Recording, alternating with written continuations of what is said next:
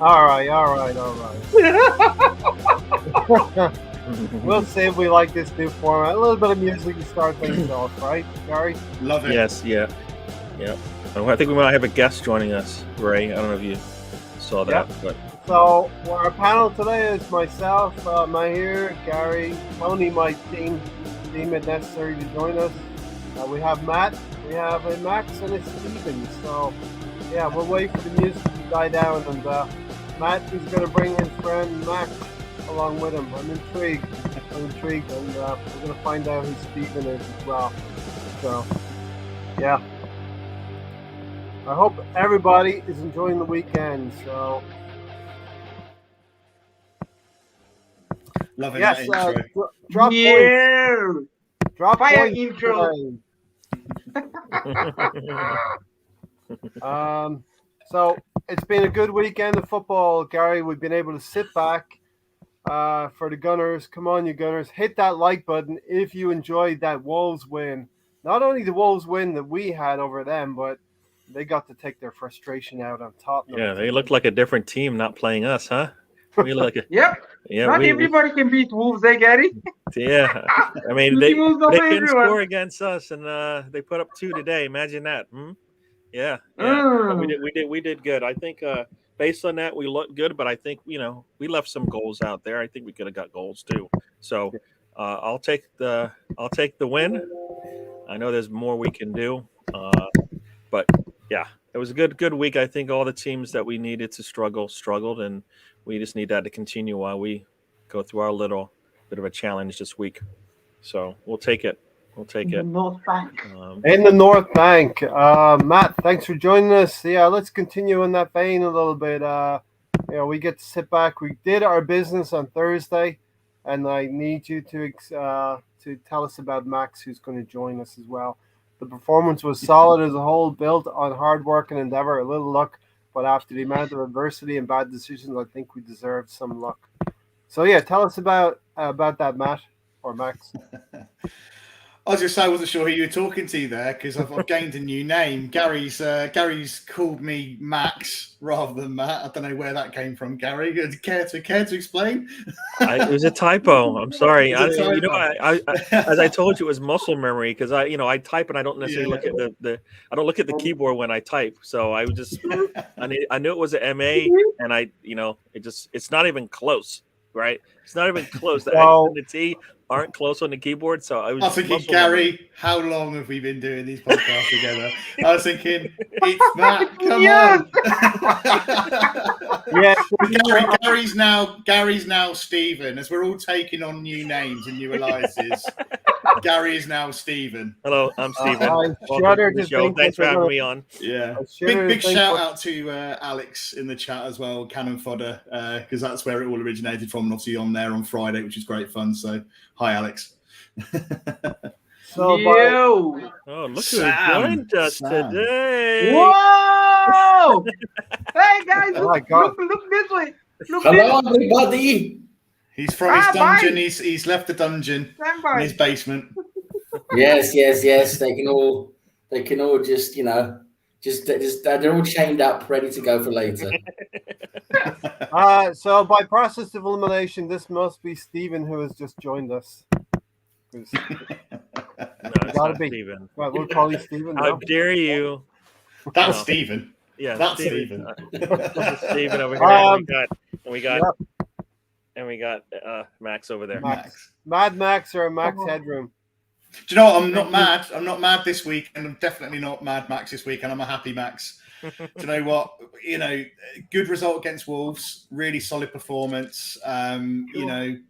Bit of a strange yellow card, which I'm sure. Red card, which we'll come on to. We fought hard for that win, and it was a solid ground out win. And sometimes you're going to need to get those difficult 1-0 wins away from home. Wolves aren't a bad side. They came close a few times and they looked dangerous when they went forwards. They did stick some dangerous balls into the box. They had a few shots that went whistling past the post. Yes, we should have finished our dinner. Lacazette, not quite finishing his opportunity. But do you know what? It was really good to see us, especially with 10 men again, being able to see that out and get those 3 points. And this weekend, having now seen how this weekend has panned out, those 3 points are even bigger because we've actually managed to take advantage this time, where usually we don't do that. Usually we get a big opportunity to gain an advantage on other teams around us when they lose their heads and lose their points, and we don't do it. But this weekend we do. So, yeah, I'm feeling very happy. That was the old Arsenal, Matt. We've changed. Yeah. We're turning over a new leaf, Sam. Listen, I want to explain the Max thing. So over on Cannon Fodder TV, our sister channel, Matt was on there. Gary was in the chat saying, "Welcome, good afternoon, Max." As he's explained, it's muscle memory. Yeah, sure. Mahir, welcome, Mahir. Yo, what's happening, my guys? Yo. Good to see Sam in the. Good to see Sam right here too, man. Good to see Sam in the building. Well, good to see you guys. Yeah, man, it's unbelievable, guys. Like how we in the top 4 race? Like what's happening? Well, it's a little bit of this, a little bit of that. It's a little bit of us being pretty decent. It's a little bit of the other teams not doing as well as they should be. Listen, West Ham dropped points today. A little bit disappointed. They got that late goal, but we'll take it. 2 points dropped from West Ham. 2 points for Man United. And, of course, three big points dropped. Doing Spursy things. Doing Spursy things, man, here. But let's get to Sam next. Sam, welcome. Thanks for having me on again. Tell you what, it's been a while now. Good to see you guys again. I have missed you all. Oh, you're just saying that. Go on. Yeah, I don't really like any of you. You're all a bunch of wankers. But anyway, no, of course not. No, you know what it's like. Life, get busy. I've been doing a lot of stuff with my dad lately because I moved out not far from him, and just taking the opportunity to sort of take in life a bit, really. And Arsenal haven't really been great, so it's like I'll just put that bit on the back burner for now and just sort of taking life, But no, it's good to be back with you guys. I mean, what can I say? I mean, it's a weird season because teams, apart from Manchester City, really, and I would say probably Liverpool, even Chelsea, up and down, and all the other teams down to 10th, 12th, just so up and down. Win a game, lose a game, win a game, lose a game. There's no stability anywhere, really, is there? And I think that's one of the main reasons why we're still in such good contention for 4th place. But but it's up to us now, really. Like I said in the chat on our Twitter chat today, I said, the position we are now, if we have 2 games in hand, if we win those, we're 5 points ahead of our rivals, and we're only 2 points behind 3rd place Chelsea. But we have to have that metal and steel and bottle to be able to do that. And that's what I'm wondering if we do, because we have no excuses. We can't blame the cups. We can't blame European football. We can't say we're tired. We played 2 games in fucking 2 months or something like that. We play less football than, I don't know, teams who never played football before. I think Sam. So there's no excuses now. We have to do this. We have to get 4th. Yeah, I think Sam, you and I, maybe me and Matt and you were maybe Matt here as well.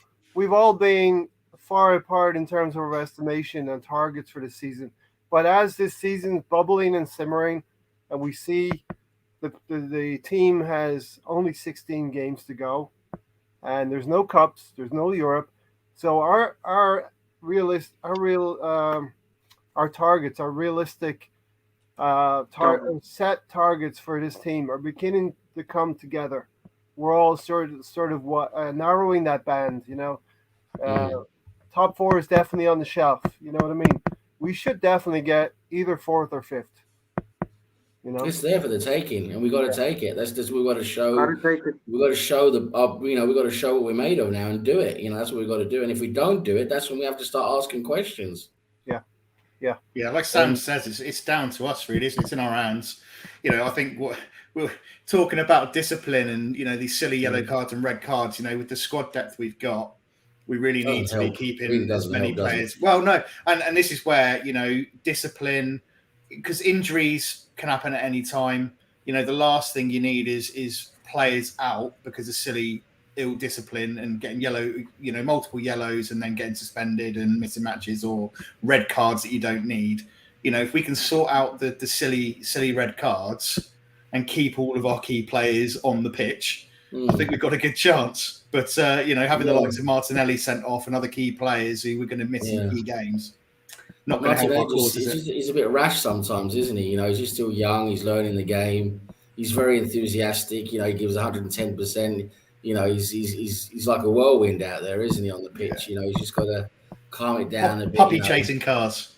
Yeah, exactly. He just needs to calm it down a bit. And we've got to stop giving the referees the chances to do what they do. I know there's all this debate about bias this, bias that, blah, blah, blah. I can't stand all of that because at the end of the day, you can't give the referee a chance to send you off. It's as easy as that. If you're pulling the shirt, you're going in late in a tackle with your studs out, you're giving the referee the opportunity to give you that card. It's as simple as that.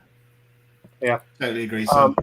I wanted to see what your Thomas Rosicky sweaty headband today. That's an ill nickname. The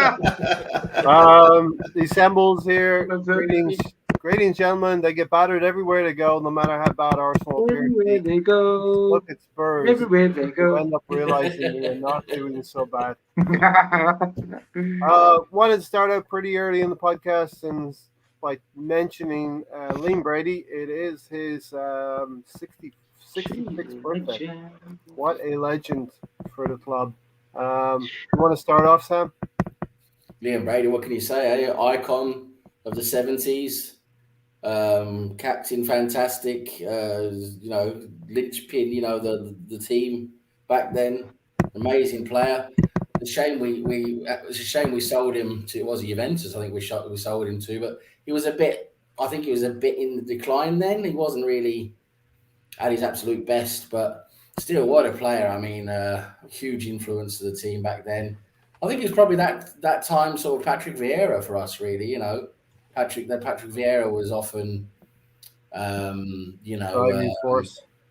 named in the same sentence as Liam Brady in terms of that midfield presence. And yeah, Liam Brady, what a guy. And he headed our youth academy for a long time, didn't he? He was our head of youth development for a long time under Wenger. So yeah, what a guy. Big imprint on the club. One of the biggest legends we have in the club, of course. Absolutely. And we know Alex over at Cannon Fodder TV. He's the only player, he keeps telling us, the only player he ever cried for, Gary. When they left and Alex's father told him, "What are you crying for?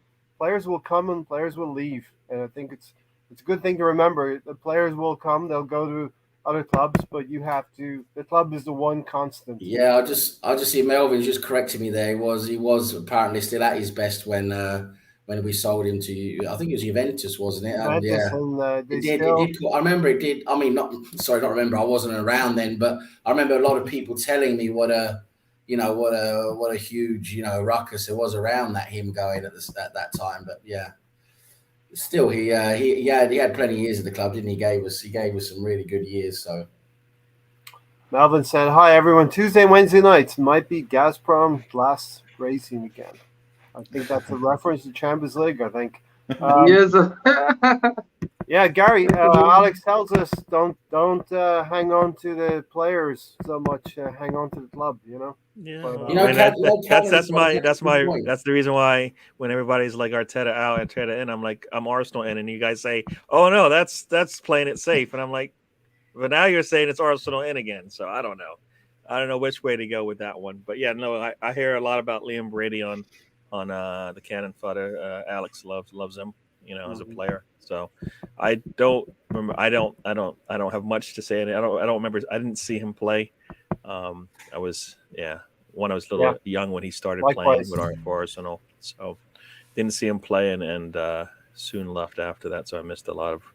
I guess his time was pretty much almost done there. But yeah, I've heard really good things about him as far as being the captain, and that's being a leader for Arsenal. That's what you look up to. You put him up there on that pedestal along with Adams, right? So players that not as big names, but sometimes he did a lot for Arsenal, is my understanding. So yeah, happy birthday, Liam. Yeah, and if I can tack on to that as well, I'm just young enough or old enough not to really remember Liam Brady, but I do remember him scoring that goal for Ireland against Brazil. I think it was a friendly, but it was a competitive friendly. There's not the friendlies that you have now, where there really are friendlies. But listen, maybe Alex is the best one to tell us all about it. And this is a video today. Alex did a video. Go check that out as well. Kind of fun. I mean, you look at this and then you think about Robert Van Persie, and you go, you know what? It's a big circle. What happened back then? Someone will say he thought it was the same thing when he left, right? So a little different situation, but because I don't. Yeah, go ahead. I was just going to say it seems like it's what was going on back then is the same what we've seen in modern times, right? Questioning the ambition of the board and the club, because at that time when he left, that's when we went into a bit of a down period, wasn't it? After Liam Brady left, we went into those dark years, but in the early 80s and everything, and we can say that's sort of akin to what we did with Vieira, letting Vieira go and everything, never really replaced him. There's a lot of questions around the ambition of the board going into the late part of the Wenger era, and we just went downhill from there, didn't we? When Vieira left. So there's a lot of similarities there. And there's the board lacking ambition has been a recurring theme, I think, throughout our modern history, hasn't it? We're always close, but never right there when it comes to ambition. Yeah. It's a constant game of moving the pieces off the board and bringing them right back in, or having somebody right there to fill in, right? So it's not it's never ending, and you got to be up on it, or else you're gonna lose it. I mean, and of course, go ahead, Gary. No, go ahead. I saw Alex's question there, but last decade was full of never quite getting the extra pieces we needed. We had Czech, we had Alexis Sanchez, and not that Czech was it, but Alexis Sanchez and Ozil. We never quite added the pieces that we needed. We had Giroud, even Lacazette and Aubameyang never quite pushed us over the top. I guess a few years ago, 5 or 6 years ago, Matt, it was Leicester City, pipped us to the title. Not that we were ever in the race. I think we just reclaimed a lot of ground at the end of that year. No, you're right. I think we've had some of the right pieces in the right places, but not in others. We've never had the complete team. But you went on a scoring drought really hurts you, right? I mean, the scoring drought like that really hurts you when you're looking for when it's 1 or 2. How many points was it at the end of the day? A couple of points out of first. It was 10 points in the end. In the end, but I mean, sorry. Yep. I mean, someone. How many games was it? I'm pretty sure it was 10 points. Alex said yes. It was Juventus. Liam didn't believe the club, the board, and Terry Neal had the ambition to win the league, and so he left in '79. I understand he's regaled in Italy still for his time at Juventus those 3 seasons, and he did come back to finish his career with West Ham. So big thing back then as well. It wasn't as easy or as big as commonplace, I suppose, for English players to go and play over in Italy. So the fact he's gone to play for a club like Juventus in that era is a big statement to his, and a big testament to his ability and how good he was at the time. Like I say, although my grey hair may deceive, I'm not old enough to have seen him in the flesh or seen the games live, but. I know his contribution to the club and obviously our history, and a fantastic player. From what I've seen in clips and things like that of games gone by. So happy birthday to him. But unfortunately, obviously being an Irishman, you think about all the Irish players that came through. Stapleton was there. Pat Jennings, even before that, Rice, and David O'Leary, of course, one of the best Irishmen. There's been some prominent Irish players, hasn't there, in Arsenal? Right down to Eddie McGoldrick, Sam. That's Eddie McGoldrick, yeah. Ray, you our next signing, our next big signing. Not quite on that basis. I'm not a striker. I'm not a midfielder. So, Mahir Alex is asking, could we see Saka and Emile Smith-Rowe leave for those same reasons? I pray that we find a solution to that, and that we keep them for many, many, many, many years, and that, you know, with adding youngsters, not saying adding ESR and Saka in the mix, they're already in the mix, but I'm saying then you go on and find your other pieces, like Matt said. You find your other pieces and you try and complete the puzzle. Not this deal, and then you pay them too much and they flop, and then you still got them on contract, and get rid of the deadwood. I don't see them. I personally, I see them for a long time with us. I don't think, even with Arteta, and you guys know I'm Arteta out still, despite everything happening, even with wins against Wolves and whoever, I still don't see them leaving to another club, and like for those specific reasons. Oh, that specific reason, yeah. I mean, I would like to think loyalty is why they would stay, but at some point you got to look at your career. The same reasons why we think Nketiah should leave is the same reasons why they would. No, leave. He's trash. And no, I mean in the sense that it's for his career. It's best for his career if he leaves Arsenal, because he's not gonna work here. Similarly, for their careers, it might be better for them to go elsewhere, because they need more around them. He can't be leading the squad. It's one thing to say, you know, we've had young leaders in the past. I don't think they don't show that kind of leadership that you're talking about. So they need to be led a little bit for now, right? And we don't have it. We just don't have it on the squad, especially in the positions that they're in. Yeah, who's pushing them, right? I mean, Pepe can't get in the game because our youth are better than him, and that just doesn't make any sense, right? So so I want them to stay, but I just, you know what, you gotta put, I always said we're like 10 players away, and we're still 10 players away from being a team that they would want to stay and play with long term, right? I mean, they've got, I think Saka got 2 years on his contract or something like that. 2 years this summer, so negotiations need to start soon. What happens if he says no? What happens if he says no? Do you know what though?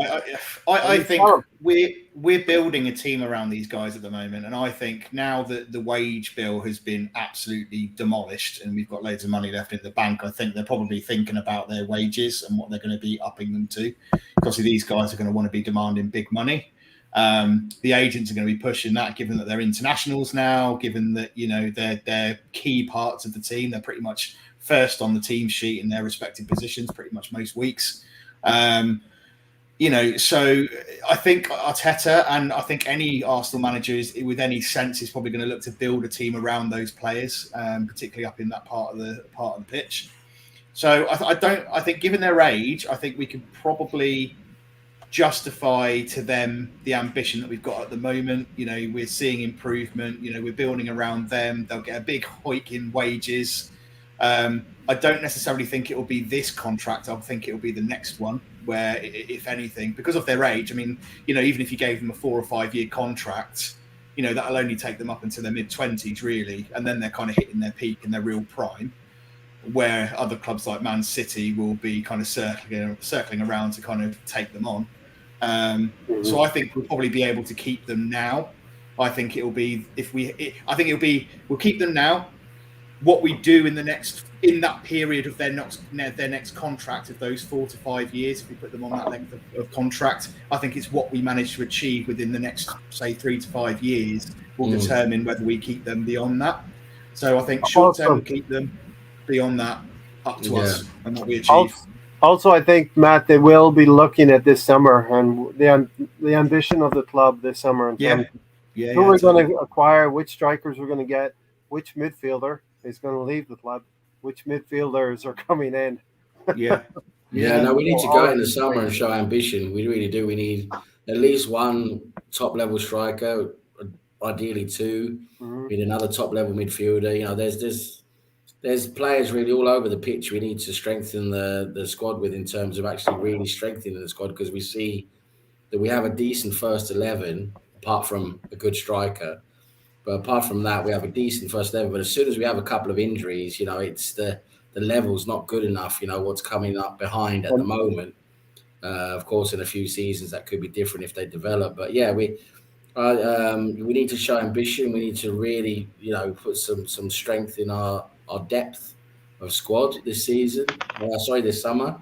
Mm-hmm. And I agree completely. I think in terms of ESR and Saka, I think they're Hale End boys. So I think they'll give us a long-term contract now for their next contract. As long as we're showing some ambition, they'll stay for like a 5-year contract maybe, which Matt says, you know, take them into the mid-20s, and then they'll give us to the mid-20s, I reckon.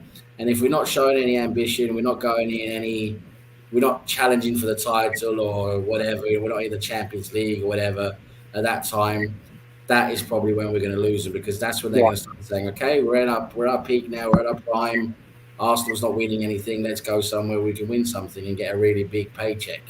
I think that's what will happen. Yeah, I mean, I hope Arsenal, you know, the management knows this and doesn't do what they did last time, which is they seem to spend a lot of time on re-signing the youth, and we didn't get a really good window coming in terms of players to fill the squad. Because this last window or the one before? The one before that. Yeah, the 6 players coming in. No, the one before the one summer before that. Okay, I think they yeah.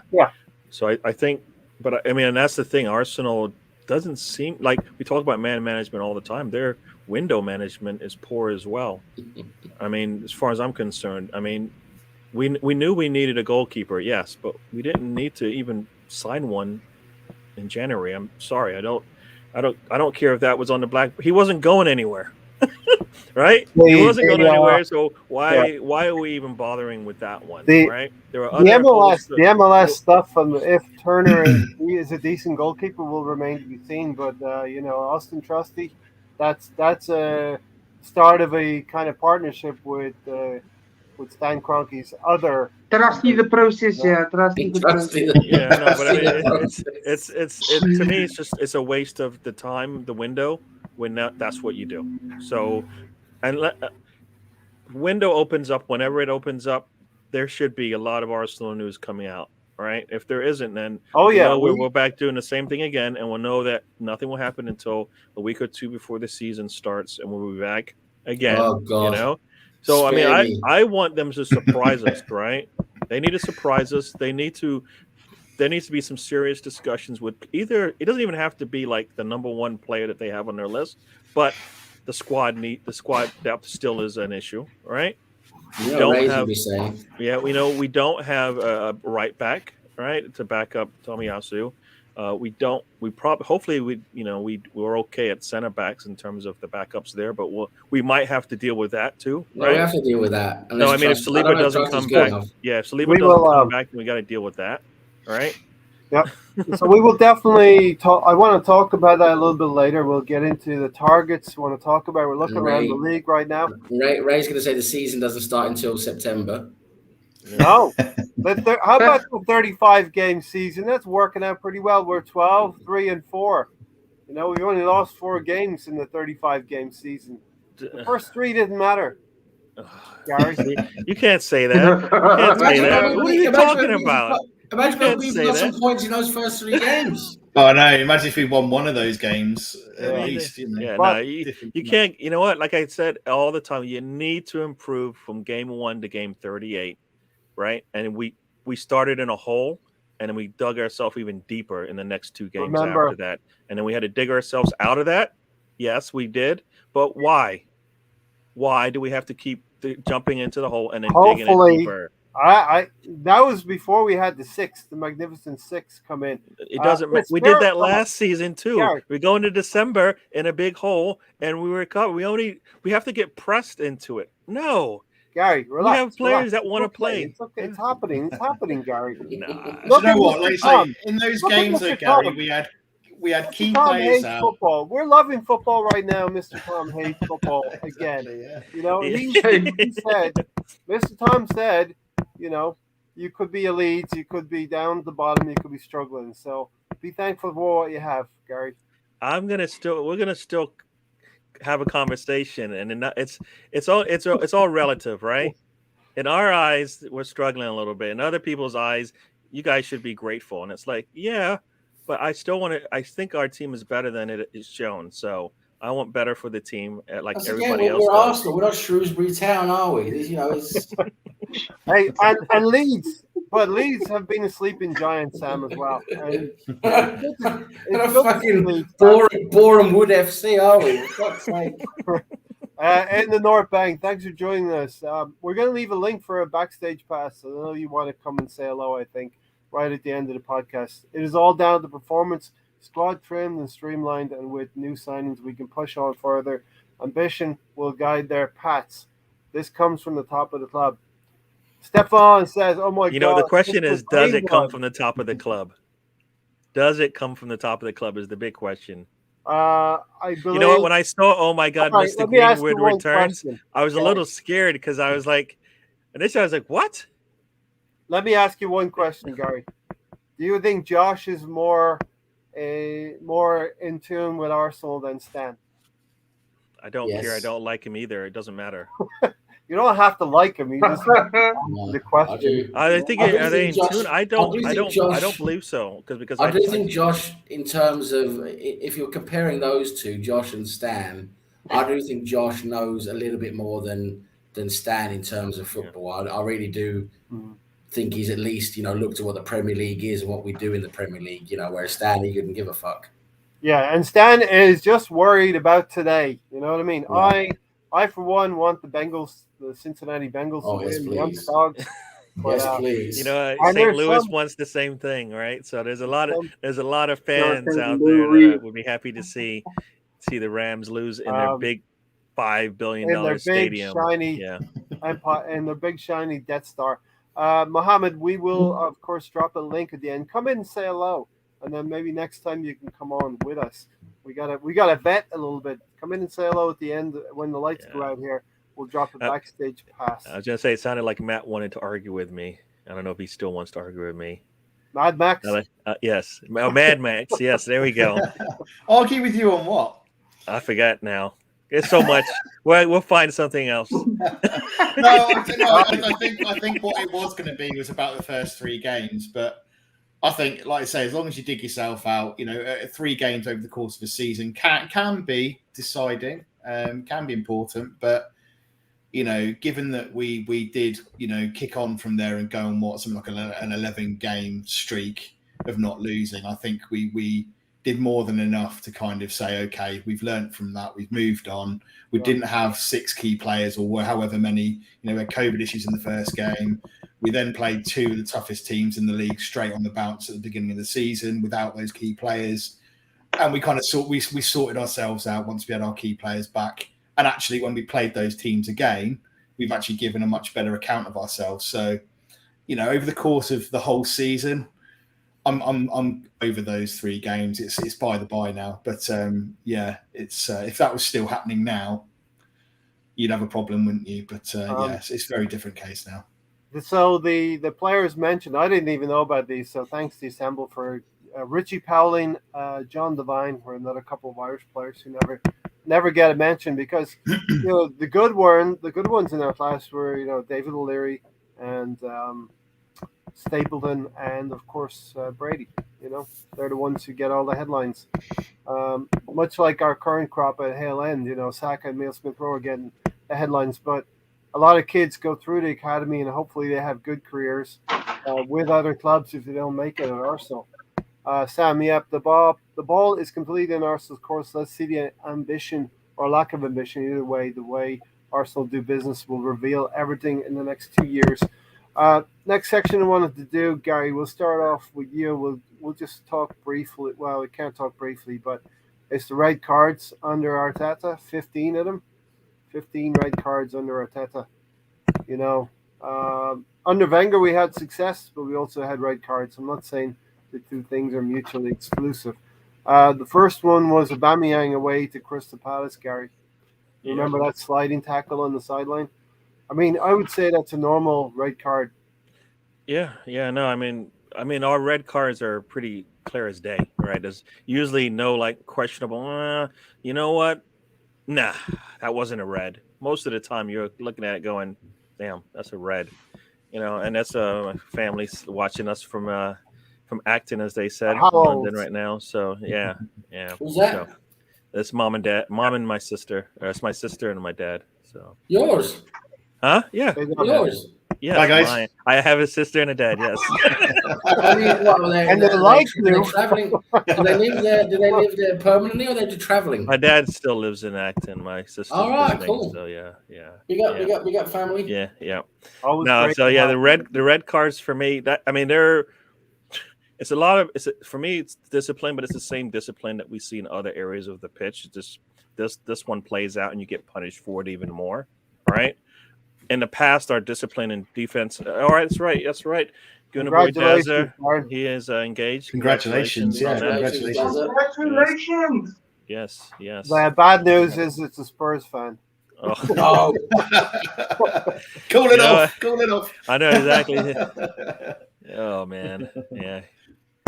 Cool. Yeah, but no, like I said, the way the red cards, that it just epitomizes the squad as a whole, because I think a lot of areas we see the similar kind of discipline that we lack that gets us the red cards in other areas of the pitch.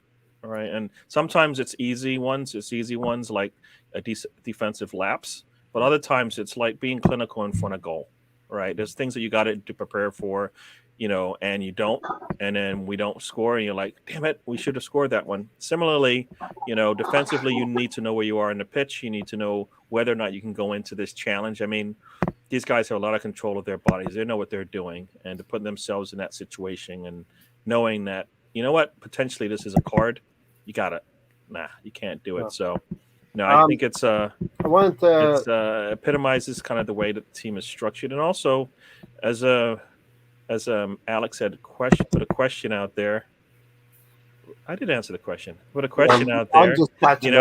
Is this performance with the cards, tied to to our former captain, right? And it could be, but I think that he just epitomizes the type of what we see, right? He's one of our leaders. He gets cards, and we happen to get a lot of cards as well. They kind of all go. They're all related that way. You got mom in the house as well, so I get it all. Bengals all the way. Bengals all the way. No Rams. Big up family. Yeah. Sorry, I don't know. Did I answer the question? I think I did, right?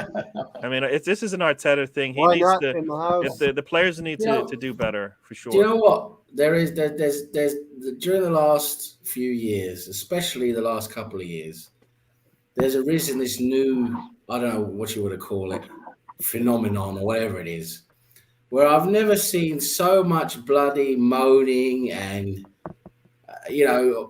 all these different analysis of each and every card given by a referee. Oh, no, if that blade of grass had been a bit more to the left, it wouldn't have been a red. Or if the ball spun 3.6 degrees more to the right, it wouldn't have been a red. And, and all of that just pisses me off, because these players, you look at them, yes, okay, maybe a couple of the cards were very, very harsh or whatever, yes. Can we go through each one individually then? It happens. It's football. Some of them were probably a bit harsh and a bit over the top. But like I said, these players give the referee, they give them the chance to give them a card. Xhaka pulling shirts, kicking people like he's a kung fu master. Or Aubameyang fly kicking around everywhere like his second sport is fucking jiu-jitsu.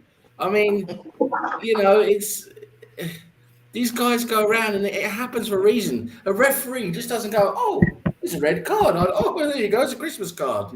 Yeah. It's because something's happened. It's because something's happened. So let's go through each one individually. Sam, just a yes or no. Every card individually? Yeah, all 15 of them. They're all red cards, man. Stop it. Stop If you it. say yes You or know, no, the issue isn't the red cards, it's the consistency in the referee and the officiating of the cards in general, right? I just thought it'd be a good segment to go through each one. Don't spend 40 minutes on this. Just quickly, Sam. The Aubameyang one at Palace, should that have been a red or not? I remember that one as a red. Let me put it this way: there are very few cards. There are very few of the cards I remember thinking, "Nah, I don't think that's really a red." Very few of them. Mm-hmm. Let's go through all of them. Why not? We have go quickly then. Gary, was that Aubameyang one, Ray? Aubameyang on the sideline. Was that the one where he was last man? No. Red, he slides in. He's got his studs there, and he slides in. It can be dangerous. We didn't have him on the team for his defensive prowess, right? I mean, was, that would require a skill Scholes. that he does not possess, which is fine because we want him to score. What they said. I don't buy that. I don't like Paul Scholes could never tackle. That was always the excuse whenever he would get a red card. I don't care if everyone gets and you get a card first minute or 50th minute. It should be the same thing. We know that's Gary, not true, though, right? So that's legitimate red. Aubameyang, Palace, legitimate red. He missed times tackle, hits his ankle. Spurs and Liverpool had an incident the day after, I do remember. Matt, I know it's going back in the sands of time. It was January 20. But we all have to answer each red card. Some of the days of our life. I will go around then. I'll give you the next one. Give everybody a red card. I mean, I'll give you the next one then. Matt, if you can remember, David Luiz sent off against Chelsea, covering for Mustafi from that back pass. Do you remember that one? I remember that. No, I remember his one. David Luiz one. I remember the one he got against Wolves, where it was like he brushed his ankle. Yes, and that is actually a red card because people don't know the laws of football.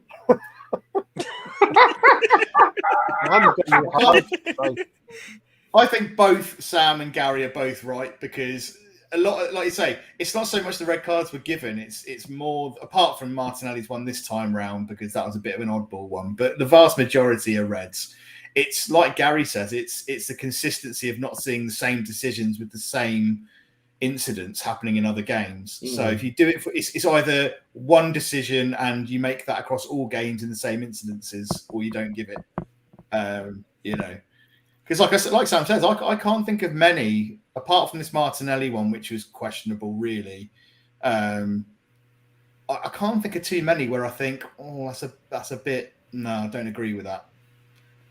Not many. There was another one right after that. David Luiz versus City, clear challenge. That was the dawn of Luiz in his little. I think we can safely say David Luiz wasn't supposed to play that game, as you recall, right? He wasn't supposed to play. Mari comes in, looks good. Next thing you know, he's out the match, and you're like, "Damn it, he's finally looking good for us." He's out. Luiz comes in, and he's like, "You know what? I'm done too. I don't want to play anymore." And then he was out. It was just a really. I mean, it started once again. Luiz's goals, red cards, always seem to be right after something good happens. Right? We look good. We're playing well. We're staying in there with City, and boom, done. And he, I just want to say to Melvin, yes, I am an Arsenal fan, but I can't stand these conspiracy theories. There's an Arsenal agenda. You give these guys too much credit. These thick, stupid referees, as if they could get together and plot anything. I mean, it gives them far too much credit and intelligence to be able to do that. They're just poor referees doing their job in a very poor way. And they continue to do it. There's no reprimand or any consequence to what they do. Going back to the Tottenham result, if you like that result against Tottenham, Wolves beating Tottenham, slap the like. Hit that like button. Smash it. Sam, do you remember Eddie the Eagle against Leicester? Eddie the Eagle against Leicester. I thought that, again, dangerous play.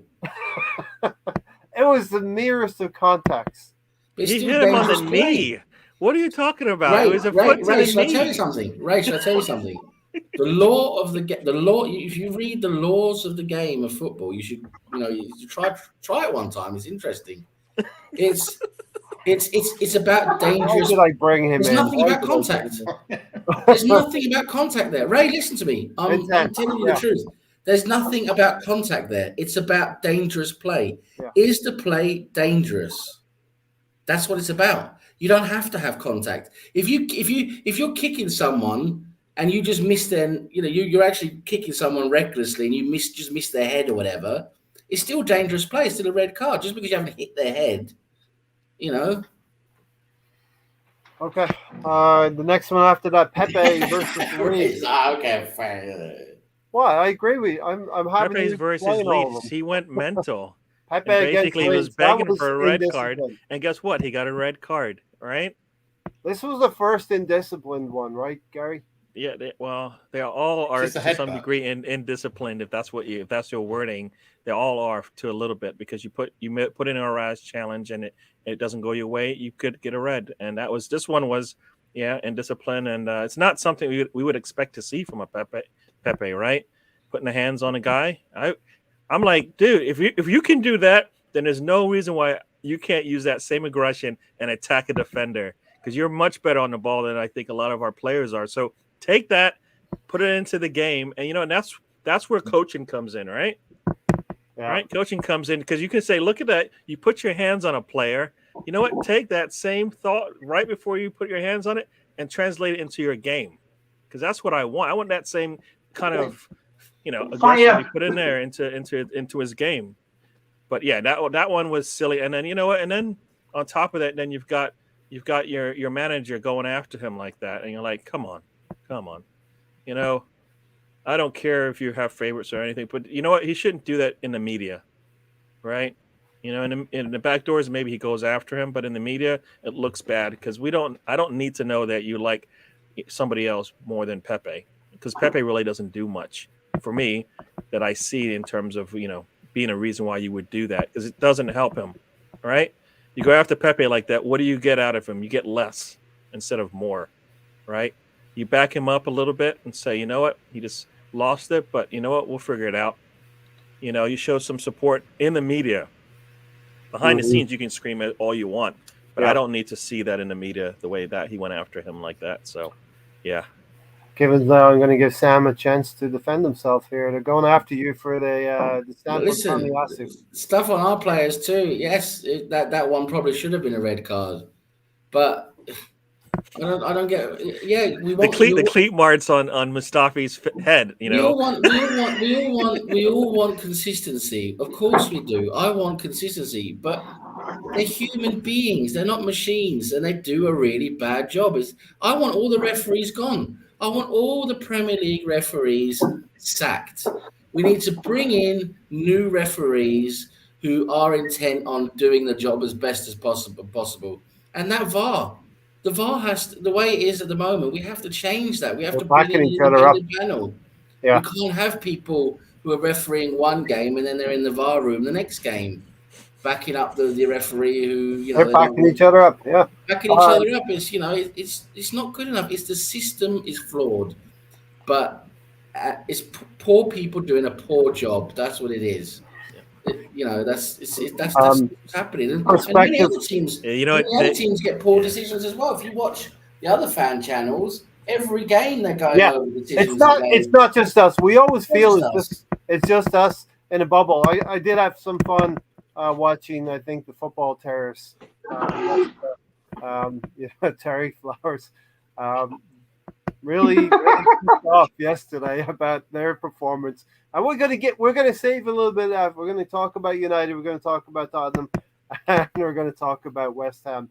Are you okay with Dave's comment here? Because it's not the players. Yeah, talking about his cards. He says it. This is a perspective.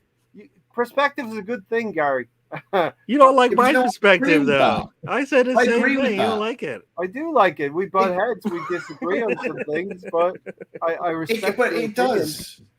He's right, because it comes down to what Sam said earlier, which I've said the same thing, that you do not give the referees an opportunity to give you a yellow or red in the first place. If you cut your stupid decision-making and your silly, rash things out of your game, you don't get the cards in the first place. It's as simple as that. You know, Simple and we as- talk about, say, Gabriel City, don't scuff the penalty mark. Don't go surrounding the referee. Don't go doing stupid things because that's an excuse for them to punish you. So, you know, we can say, oh, it's unfair. It might be a little bit unfair. If you don't do those things in the first place, they're not going to give you a card That's for it, why. are they? Yeah, then there's no reason why to. Xhaka shouldn't be playing. Not only is he not good enough, but the guy is a walking red card. You know, we saw again with this last game against this last game he's played. He was pulling shirts again. He's pulling shirts. He just he's got it in him, and we know this, and yet we continue to play him. And I think we can't control what refs do in other games. We have to focus on our own game and get our own house in order. Forget what refs do in other games. We can sit out and bleat and whinge and cry and moan about what decisions were made in other games and that was unfair because we had this against us. All you can control is your own destiny. Focus on your own discipline, sort your own crap out, and stop doing those stupid things and forget about everybody else. Stop whinging about other refs in other games and sort your own stuff out, and then things will get better. And I think there is an element of what Brady. And another thing here, Matt's 100% bang on. And another thing, referees aren't our strikers missing the goal all the time. It's not Mike Dean's fault. The Lacazette is shit. He can't put it through the keeper's legs. He can't bend it around the keeper and inside the post. It's not the referee's fault that Aubameyang couldn't hit water if he fell out of a fucking canoe. Yeah. You know, and those things come back to haunt you. Those things come back to haunt you, and that's why sometimes they don't pan out. Right? We miss the penalty, right? Or we don't, or the other player doesn't get a red card, and that player punishes us. Or since we don't get the score, the other team can draw easy, right? So everything comes. It's a big circle. They're all related. It's fine margins. It's lazy. I call it lazy loser talk. It's a typical person who doesn't get what they want. You get something happens to you, and instead of actually analyzing what you could have done better and what you could have done, no, it's the fucking, you know, it's the weather, or it's this, or it's that, it's him or her, it's that. It's never yourself and what you're doing. It's loser talk. That's what it is. Yeah, definitely. I agree. Since they're English, of course, that is a thing. I think Ramsdale's got a decision earlier in the season because he was English. I bet if Leno was between the sticks and that happened, it's a penalty all day long. So there is something to that, and I think that doesn't make any sense. It's just silly. It makes no sense. No, it doesn't make any sense. Just silly. It's the officials. He was doing it. He was doing his job. If that is the case, what do you do? Allow the opposition to score? Sam, we need to have a conversation. I think since then you might have. Brady, I didn't see the Tommy incident. You probably talk about Tommy Asu as well. You know what I mean? So the next one, let me just get through the next few then. Xhaka against Burnley, clear loss of discipline, grabbing the throat. That's something that does come from the manager. It needs to instill it in the players. I will say that, Gary. Yeah. And that's what Pepe did, right? He grabbed a player. Yep, I was in the winter. I mean, think about that. That is not one. We always talk about the Arsenal way.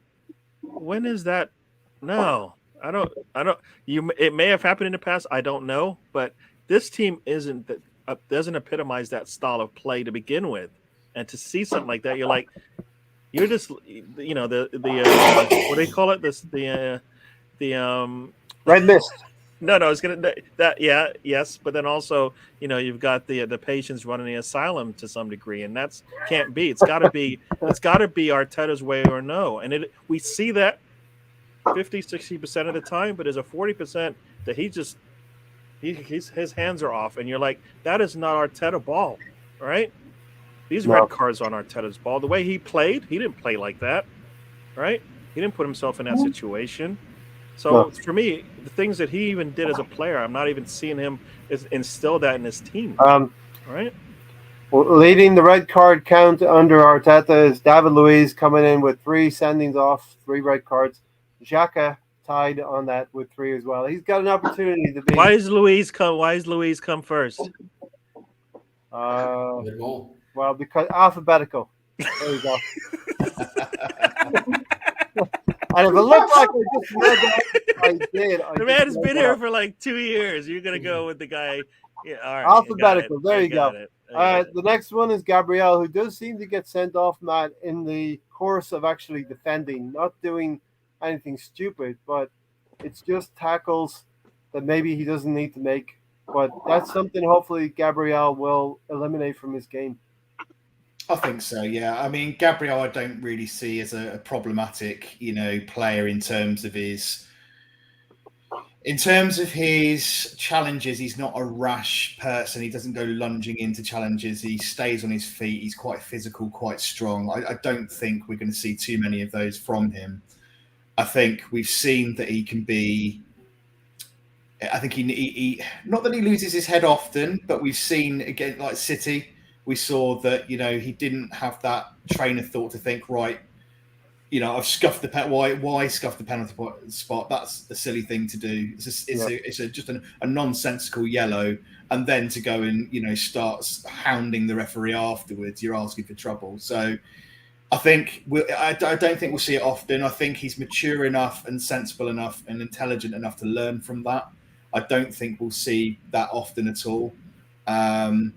No, I don't really see him as a problem, really. But the ones we have seen from him have been a bit silly and unnecessary. But I can't see that being a problem going forward. I'm not here. Are you still around? Yes, I'm sorry. I'm just doing a bit of cleaning out my closet, friend. You got the feather duster out. All right. Yeah. The next one is the double sending off at the Wolves game, the reverse fixture last year. We talked about David Luiz, but Leno coming out of his goal as well. So that was just a crazy game.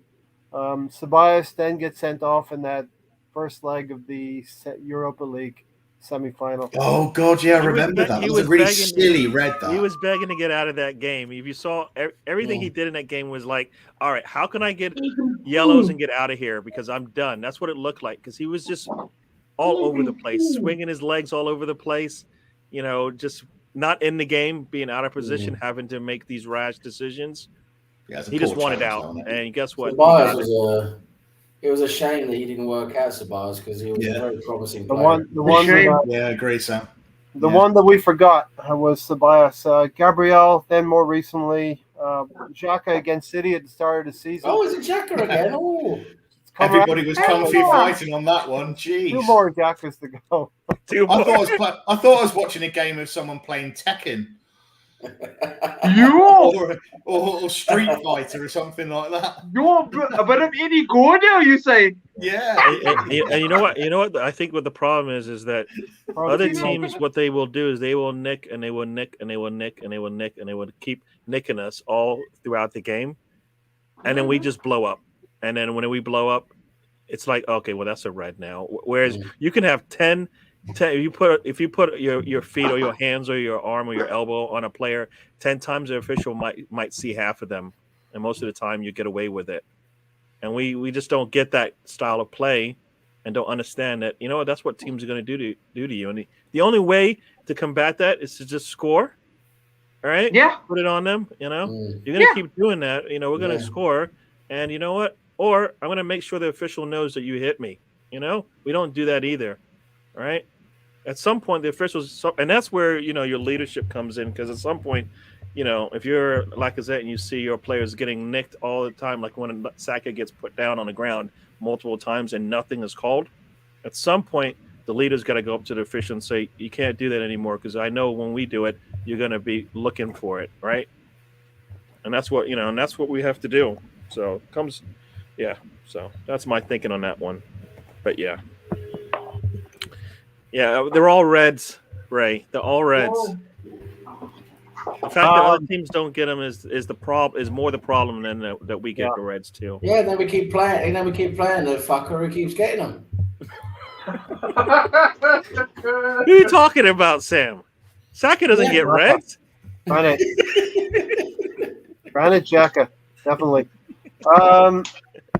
Gabriel against City, Xhaka then against Liverpool. He lost the ball in the lights. Kung Fu Xhaka. karate kicking. The sooner we shot of him, the better.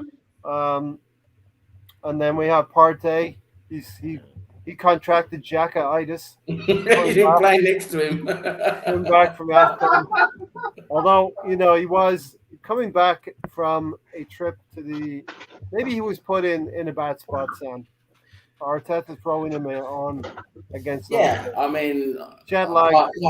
Partey's been playing a few games this season unfit, hasn't he? That probably hasn't helped things. Definitely. Really wanted to know if we ever complained. I was going to say that he was. Vieira got loads of reds. Sorry, yeah, guys. we complained of some of them. I remember there were loads we complained about back then, but Vieira was such a good player. You just had to sort of take it as part of his game, didn't you? Yeah. The contribution was more from Vieira, but it's a really good comment because I think Jacques has had 5 red cards in 5 years. I think Vieira's had 8 red cards for Arsenal, so he's actually had more reds than Xhaka has, and obviously, what it really says, he gets nowhere near the level of kind of criticism for that. But you know what? This goes always back to. I'm saying this always goes back to who's the better player, right? And if Aubameyang had 11 goals, 12 goals at this point, and was still showing up late, guess what? We would never hear about it. Yeah, we would never hear about it. Well, so all that stuff. You know what? If Xhaka can get the reds, but then in another game he has a masterclass and he controls the midfield, right? Wilson, we won't say anything, but that never happens, right? When do you go, damn it, you know what? Xhaka shut down the midfield. It was all ours for this game. They got nothing, right? We never say that. So when he gives us reds, you're like, well, you know what? You need to turn around and show us, show somewhat, show that you know what? I'm sorry, I made a mistake. I'm going to do better next time, and I'm going to do better in my performance. And he doesn't do it. Yeah. So I think there's two things with Vieira. One was his overall talent and level of contribution to games consistently was far higher than Xhaka. And 2, I think Vieira got away with that. It was a different level as well. Massive difference. And I think also what helps Vieira is the sense that he was in a team where we had so much depth of quality all over the pitch that, yes, losing him was a big loss, but the rest of the team, we didn't. It's a bit of a difficult one because, yes, we missed him, but we also had top quality people coming in behind him to fill that spot. So it didn't hurt us as keenly as maybe losing a Xhaka or someone like that in the games we're playing at the moment and what we're trying to achieve at the moment does right now. It kind of softened the blow a little bit. But Vieira is another level. Ready, I got to do my research, Respect. 1, 2, 3. Respect, Ready. That was my best Jose Mourinho. Yeah, as Melvin said, the more we keep putting Xhaka and Vieira in the same sentence, the more it does. It's terrible. It's not really a comparison, is it? You can't compare them because Vieira was in a team that was fighting for league titles every year, fighting for the Premier League every year. Yeah. And Xhaka clearly has not been. Straight reds are usually for dangerous play. Not with this crew of officials. Anyway, that rounds out. And you know what? And the other part to this that is also crucial is that, all right, you're a leader. He's a leader of the team, and similarly to Gabriel, we just can't lose them on the pitch right now because of our squad. All right, yeah. Gabriel comes out of the game, we're in trouble. Xhaka comes out of the game, we're in trouble. Yes. They have to know the importance of them being on the pitch. So, and the fact that they don't sometimes is the reason why you're like, okay, Gabriel, I'll give you some time. Xhaka, sorry, you're a captain of the Swiss. You should know better. At some point, you can't put yourself in that situation. And guess what? If they score, guess what? Just play better defense the next time. All right? Hello, you horrible lot. What do we do? What do we do, Dave? Welcome inside. Sam, finish off this section. What do we do to get better under red cards? Discipline is number one. We have to be more disciplined. We have to be able to channel our energy in a way where we can still play aggressively, We just don't have to break the bloody laws of the game. Yes, okay, sometimes it's hard. You're on that line between, hard aggression and staying, within the bounds of, normal play. I know sometimes it's hard. And yes, the players are human beings as well. But you got to, like Gary just said, I agree with him completely. You got to have that level of discipline, especially now when our squad is so thin that, as soon as we lose one of our first team players like a Gabriel or a, Tomiyasu or, Shaka. one of these guys, even Ben White, any of these guys, we lose them through a stupid red card. It could be 2 or 3 games where we can't play them, and we need them. We need all hands on deck now. We need our first 11, our best 11. We need to have them play every game now for the rest of the season, because in the state we are with our squad being as thin as it is, with as little depth as it has, we can't afford any suspensions. Injuries are bad enough if we get them, but suspensions we can control. Injuries you can't really control, but suspensions you can control because it's up here. It's a mental thing. And yes, that comes from leadership. That comes from Arteta and his coaches. They have to say to the guys, listen, let's play hard, but stay within the bounds. Within the laws of the game. Don't lose your head. Xhaka, stop pulling shirts. Stop kicking people. Yeah. I can't. Can you see Arteta pulling up the PowerPoint with Granit Xhaka at the exact point where he's pulling the shirt? You see the shirt stretched like this. Now, Granit, no more. No, I think they had those presentations in a private setting. That's why they always did. But I'm playing, guys. Really. Do you think it's more about the players also developing a rapport, a relationship with the officials as well, and sort of ingratiating themselves? Don't be the only one. Granit Xhaka was the only one who fist pumped the official. I think the refs are there to be unbiased. They're there, supposedly. They're there to be unbiased. They're there to referee a game, make sure it goes smoothly, to not be the centre of attention. A good referee goes unnoticed in my books. And it's not about building relationship with refs. Yes, that's a captain's job, really, to be the channel of communication for your team. We shouldn't see all of this crowding the ref. If you have an issue, it's a bit like rugby, and I've played rugby for a number of years, and I've played football for a number of years. And rugby, in the sense that you'd have your captain, you'd have your one man that goes up to the referee, and he speaks on behalf of the team. You don't get this crowding around the referee and all that nonsense. The ref sends everybody else away and goes, I want to speak to you. Number 13 or number 11, whoever it is, I want to speak to you. Or I'll speak to the captain. Everybody else back, I'm speaking to one person. And that should be the captain's job. And I think this is where we lack.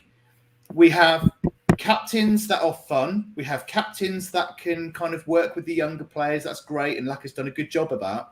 What we don't seem to have is a captain that can sense when tensions are getting a bit high, sense when players are kind of losing their head or being a little bit rash, or their energy's not tempered in the right way. They're going in, flying around like, busy fools, and something's going to happen. And we don't have that experienced leader to be able to go, guys, cool it. I can see a yellow card coming here. You've already had a couple of warnings already, verbal warnings from the referee. Chill it out. We don't have those players at the moment that are doing that. And I think if we did, we probably wouldn't see so many rash decisions. But unfortunately, the players that these guys are going to look to is Xhaka, because he's senior leadership. And when you've got young players looking at a player like Xhaka for discipline, what's going to happen? He's going and getting red cards every game. He's getting yellow cards. So it's not a great example to have on the pitch. Whilst he's probably very good in the dressing room, he's probably very good in terms of his kind of off the field leadership in training and whatever else, fine. But on the pitch, he doesn't set a good example, and I think that doesn't help our situation. When young players are going to be looking to experienced players like Xhaka, and looking at what he does and how he handles himself on the pitch. That is the senior leadership, Gary, and the senior leadership is Xhaka, Holding, and Laka. Now, and you know what it is also in the modern game. I think referees are looking to create things as well. They're looking to get things. They like that bit of controversy as well. I think. It's a little bit all about them. They look at themselves maybe as a bit, of celebrities as well when they shouldn't, especially Mike Dean and the likes of him. And also with players now, they're so much more protected. There's, every little bit of contact is a foul. Where back in the old days, I mean, you look back in the 80s and 70s, people would kick lumps out of each other. It wasn't even a yellow card. That was just the way you played, Very different game, yeah. So it's a whole different game today. You touch someone, it's a foul, and then it becomes very hard sometimes to see that level between what's a yellow card and not, because you're on that line all the time when basically every little touch is a foul, right?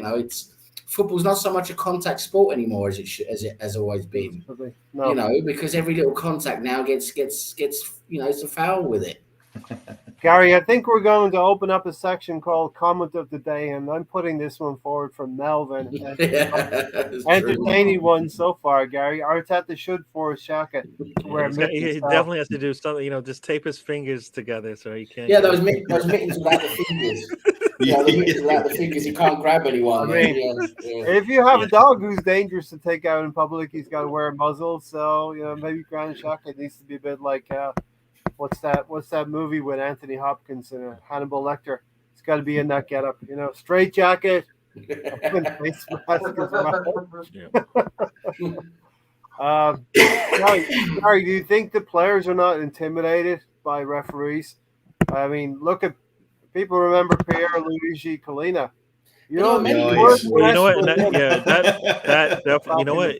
When an official but they run the game, they control the game, it, right? The players know better than to run up on them. The players know that, this is a card. I'm not going to do it again, all right? Mm-hmm. And they don't have command of the games, and players know it. So then sometimes they just get away with stuff, and then other times you're like, what? And they need to control the games, and it's, it doesn't have to be all about them, but they have to control it, and you have to respect the game somewhat through the eyes of the official, because that's what he's looking at. So I just feel like, the officials don't have control of the games, and that's why we see what we're seeing, which is some just poor performances from them, much less the teams themselves. So, that's what makes Maradona so special for me. You see what he did in the '86 World Cup. Every single opposing player in that '86 World Cup were out to kick him and stop him from playing. Hurling. And especially the England team, when we played him, yes, he had that whole hand of God thing, which I know was disgusting and horrible. But the England players kicked holes and lumps out of him that whole game, and tried to stop him to play. And he still ran rings around him. That's what made Maradona so special to me. He basically won that World Cup for Argentina. And every single game, he was getting lumps kicked out of him, and that's how good he was. Yeah. Stan said, never seen a ref rescind the card after being crowded around by players, so why do they still do that? I think, Stan, they do it for future influence, not necessarily for that incident, but if you keep wearing down at a referee, it doesn't work. I think that hurts Arsenal the way that works. Yeah. The more we crowd around, the more likely we're going to get the next card anyway. So look at Gabriel against City, perfect example. Yeah. I don't think. I mean, and this is where you have to know what kind of team you are. We aren't a team that's going to crowd around the official and be able to at least get into his ears, because it's not working. It hasn't worked. Guess what? You just go out there and play your football, and we'll be fine. And when we do that, we play good, right? When we're not crowding around the officials, I think we play well. So we have to find a way to ingratiate ourselves with the refs. So these things, yes, we have to have discipline as well. Pierluigi Collina was frightening, in fairness, right? Yeah, he demanded respect, didn't he? Those Uruguay teams, man. Would you argue with those eyes? No, he wouldn't. Scared the life out of you. Just watching him on TV, let alone being on the pitch with him. So we're going to transition a little bit, and Rudy has given me the perfect opportunity. We're going to talk about results. Hi, Melvin. Results. All right, from yeah, the Melvin. weekend. See ya. Oh, Melvin's off, is he? Yeah, he's got the Right, makeup Melvin. is Yeah, starting. Melvin. The makeup's starting to crack, and he just can't. Something about it. Something about a dungeon, right? Yeah. Gotta go and take my makeup off now. See you soon, Melvin. Great to have you here. And Yeah, so good far, stuff. you are the comment of the day so far. Yeah, good stuff. I like Need to that just one. hold off on the amount of foundation next I time. just want Granit Xhaka to go like this at the beginning of the game, and Uncle Artie put the mittens on and tape those things around the wrists as tight as you can. Bad Xhaka. So, Matt, Brady asked, will the United get fined? Let's talk about the United game now yesterday. And they find a way to snatch a point from a win in a winning situation. They've got this second half-itis going on about them. Will the United get fined by the FA for surrounding? But how many teams? Of course they won't. How many teams get surrounded now? I mean, how many teams get fined? Every game. It's every game. I can't remember. Do you know what? I can't remember a game I last watched where the ref wasn't surrounded at some point by a team. But it's just part of today's game. I hate it. I come from. I mean, I'm in my mid-30s, and I played football up until about the age of 19, 20.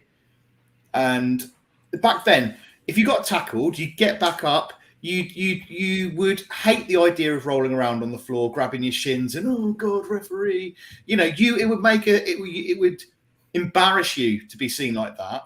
So you get up and make a thing of it. It's like, no, you haven't hurt me. I'm getting on with it. I don't care how many times you come sliding into me trying to break me ankles. I'm getting back up again, and I'm giving it just as much back. You don't go surrounding the referee. You just accept whatever decision they make, and you get on with it. I don't like Stan says, you never see referees change their mind. They're not going to. Psychologically, if you're going to go up to a referee and surround them, they're probably just going to be more determined to concrete that decision that they've made or give you worse. So, I hate this part of the game. I don't enjoy that part of the game, the modern game. All of this rolling around on the floor, all of these surrounding the referees. I would love for the FA or whatever to turn around and say, from now on, if you surround the referee, it's an instant yellow or whatever. It's an instant. There's an instant punishment to that, and the process is just like rugby, where you have your captain only the captain speaks to the referee. It would make it so much more enjoyable, and it would make it easier for referees because they don't have to then deal with all of that nonsense, and you don't get all of the stupidity and time wasting. It's just, I don't understand it, and it takes some of the enjoyment out for me. And no, United won't get punished for that because, like I say, it's so commonplace against every team you see in every game. It happens all the time. They're never going to punish anyone. Yeah. And you know what? And a team that has good leadership, every other player knows better, right? And when they do get up there and the captain shows up late, the first thing the captain does is say, "Get out of here. Please get out of here right now. I got this," right? And that's what we don't have that guy. Control. Right? Yeah. We don't have that guy that knows better, because guess what? The captain's about to come and probably ring me out for even talking to the official. Because you see this on the big teams when you have good leadership, nobody wants to step on his toes because they know better, right? And we don't have that. Like you said, we don't have the right kind of leadership on the pitch when we need it, and and players should know. And that's. Once again, we have Arteta, who was a captain and should know a little bit about that, and he's not even doing that stuff right. And that's stuff that he did as a player, all right? Leading a team, he's done that. But he hasn't showed his team that's what needs to be seen, No, crowding the official does nothing good for you except for piss off the official, and then you don't get the benefit of the doubt the next time you want it. All right. If the captain went in there and talked, if that was Lacazette talking, I think we'd be better off, because I think if the youngsters get involved, like I've seen Gabriel multiple times get in there, he doesn't need to be in there. Stay back on the back line and make sure your back line is set. Yes. Yeah.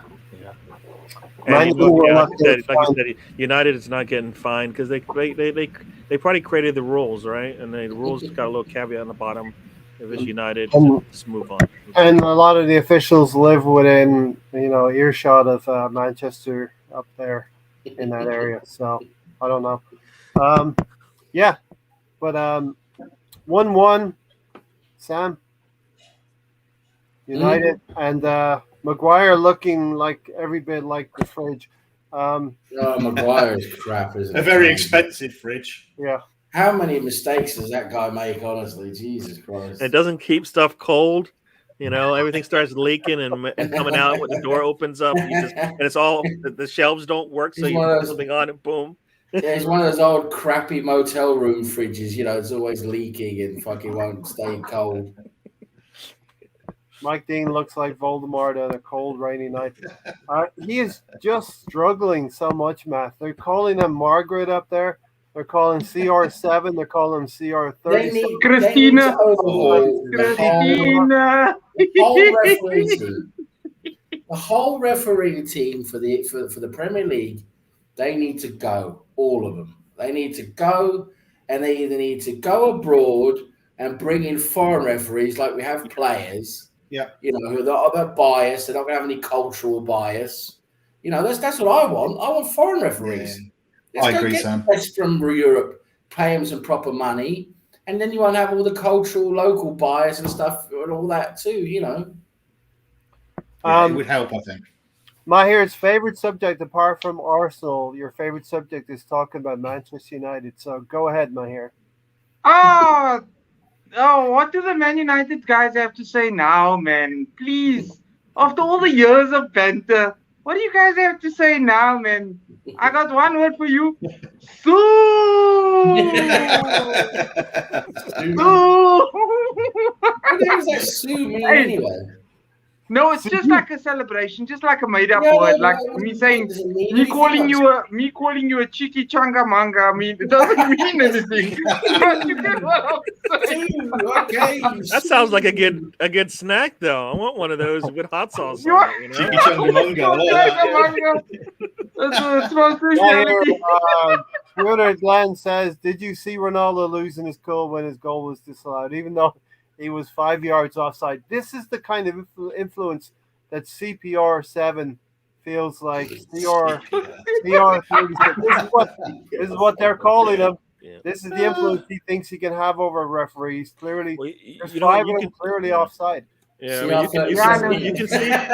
can see how far he's gone, because when he plays for his homeland, they don't miss him, right?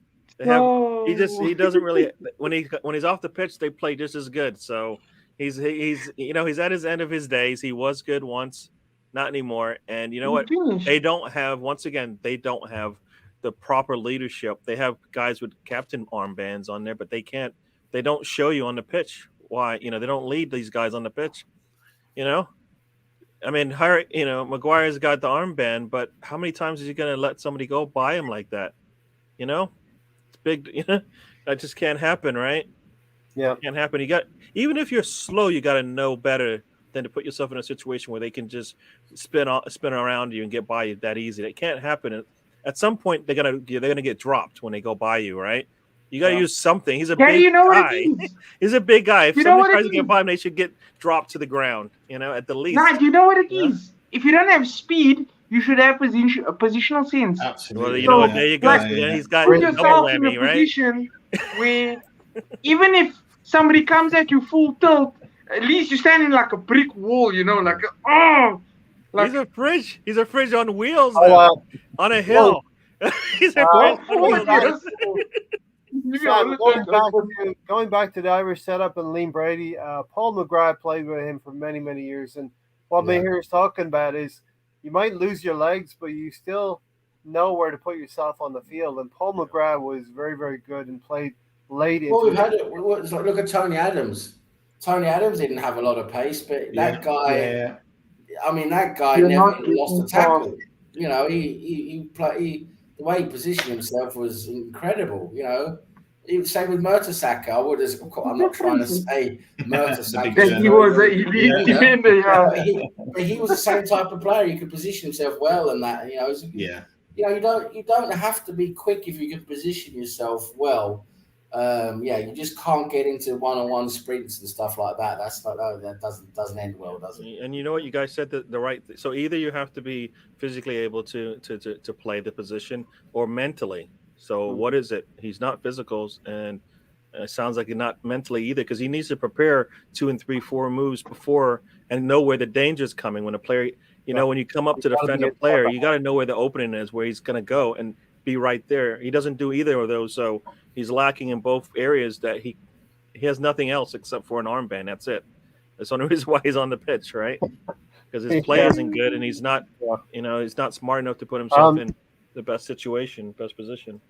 Matt, when I saw Man United and I saw Ronaldo up front, I was thinking they're going to struggle because they're still trying to shoehorn this superstar or whatever he is now into this team.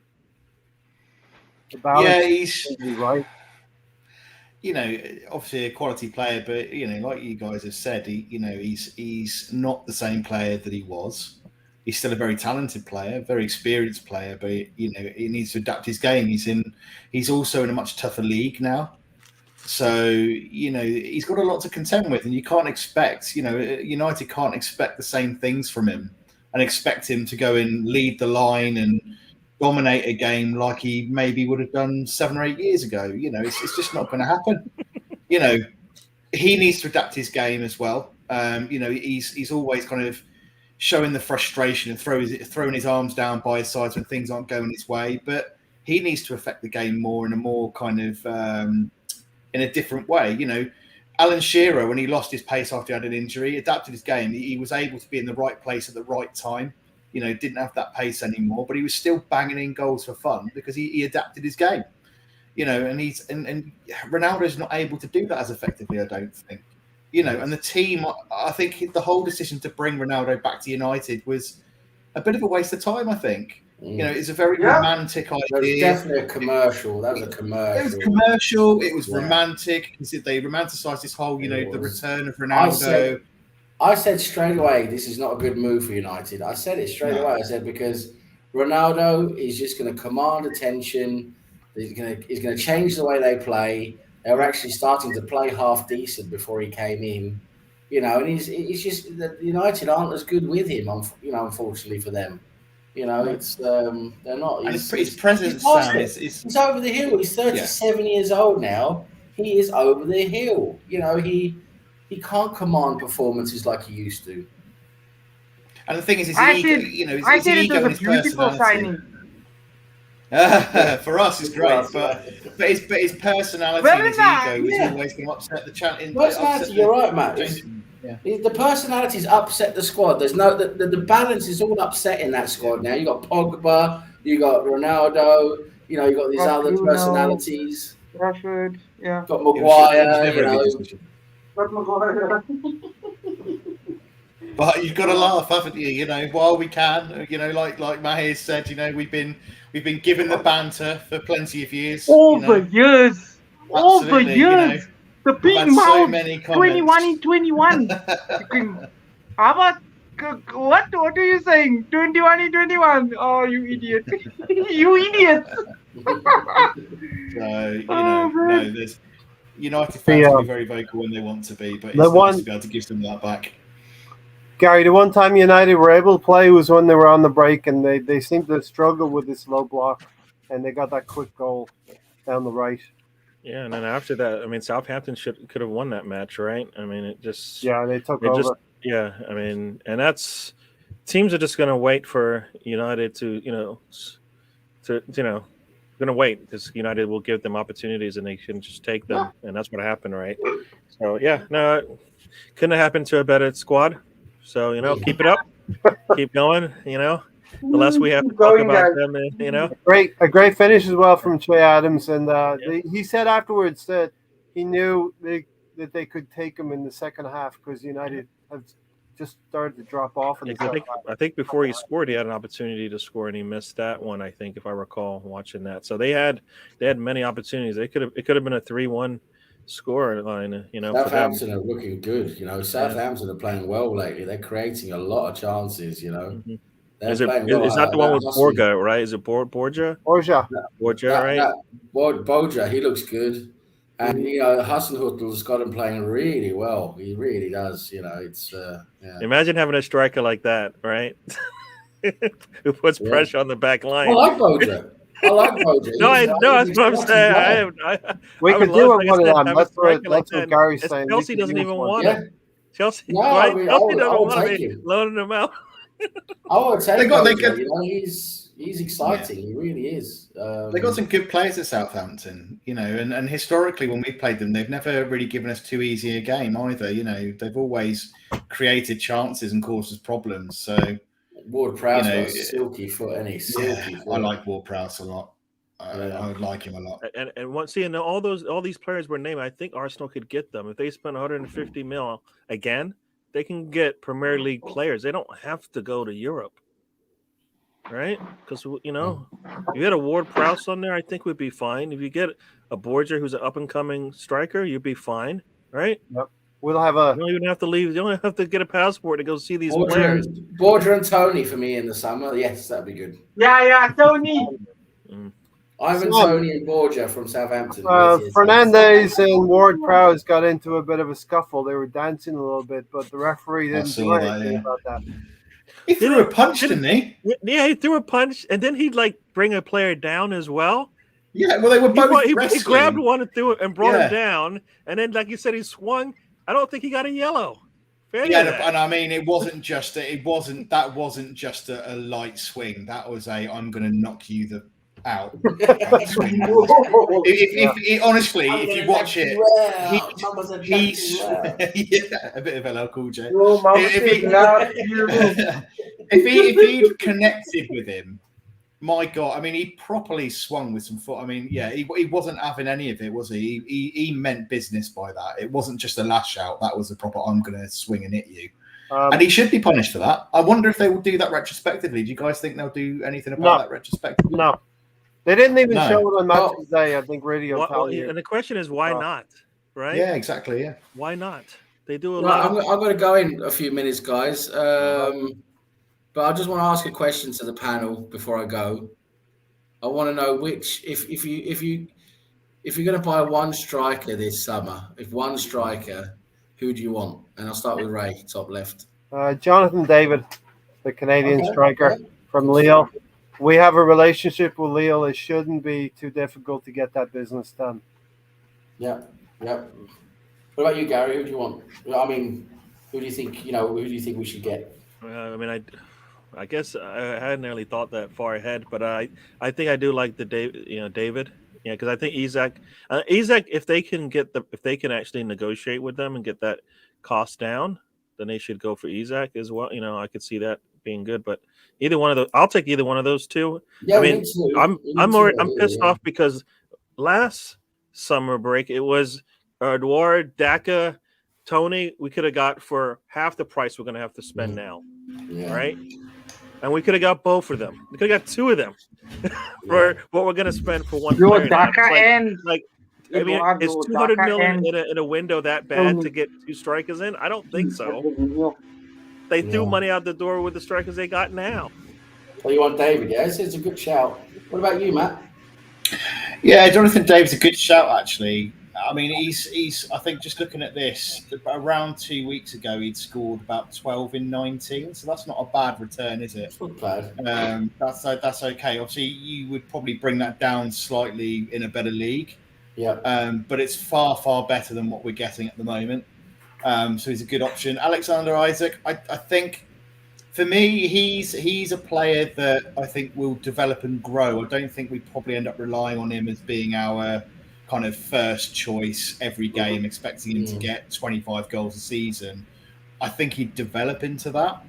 2 or 3 seasons, he might develop into that kind of player. He's definitely clinical, and he's got the ability there, and he scored some fantastic goals. But I think he'd take a bit of time to adapt to the league, I think. Calvert-Lewin, we were linked with. I don't think I really like him, and I think, for crosses and things like that, he's a great player, injury prone. Ollie Watkins, I know we were linked with. For me, probably not top of my list. Ivan Toney, I know, Ray, you mentioned Ivan Toney. I like him as a player.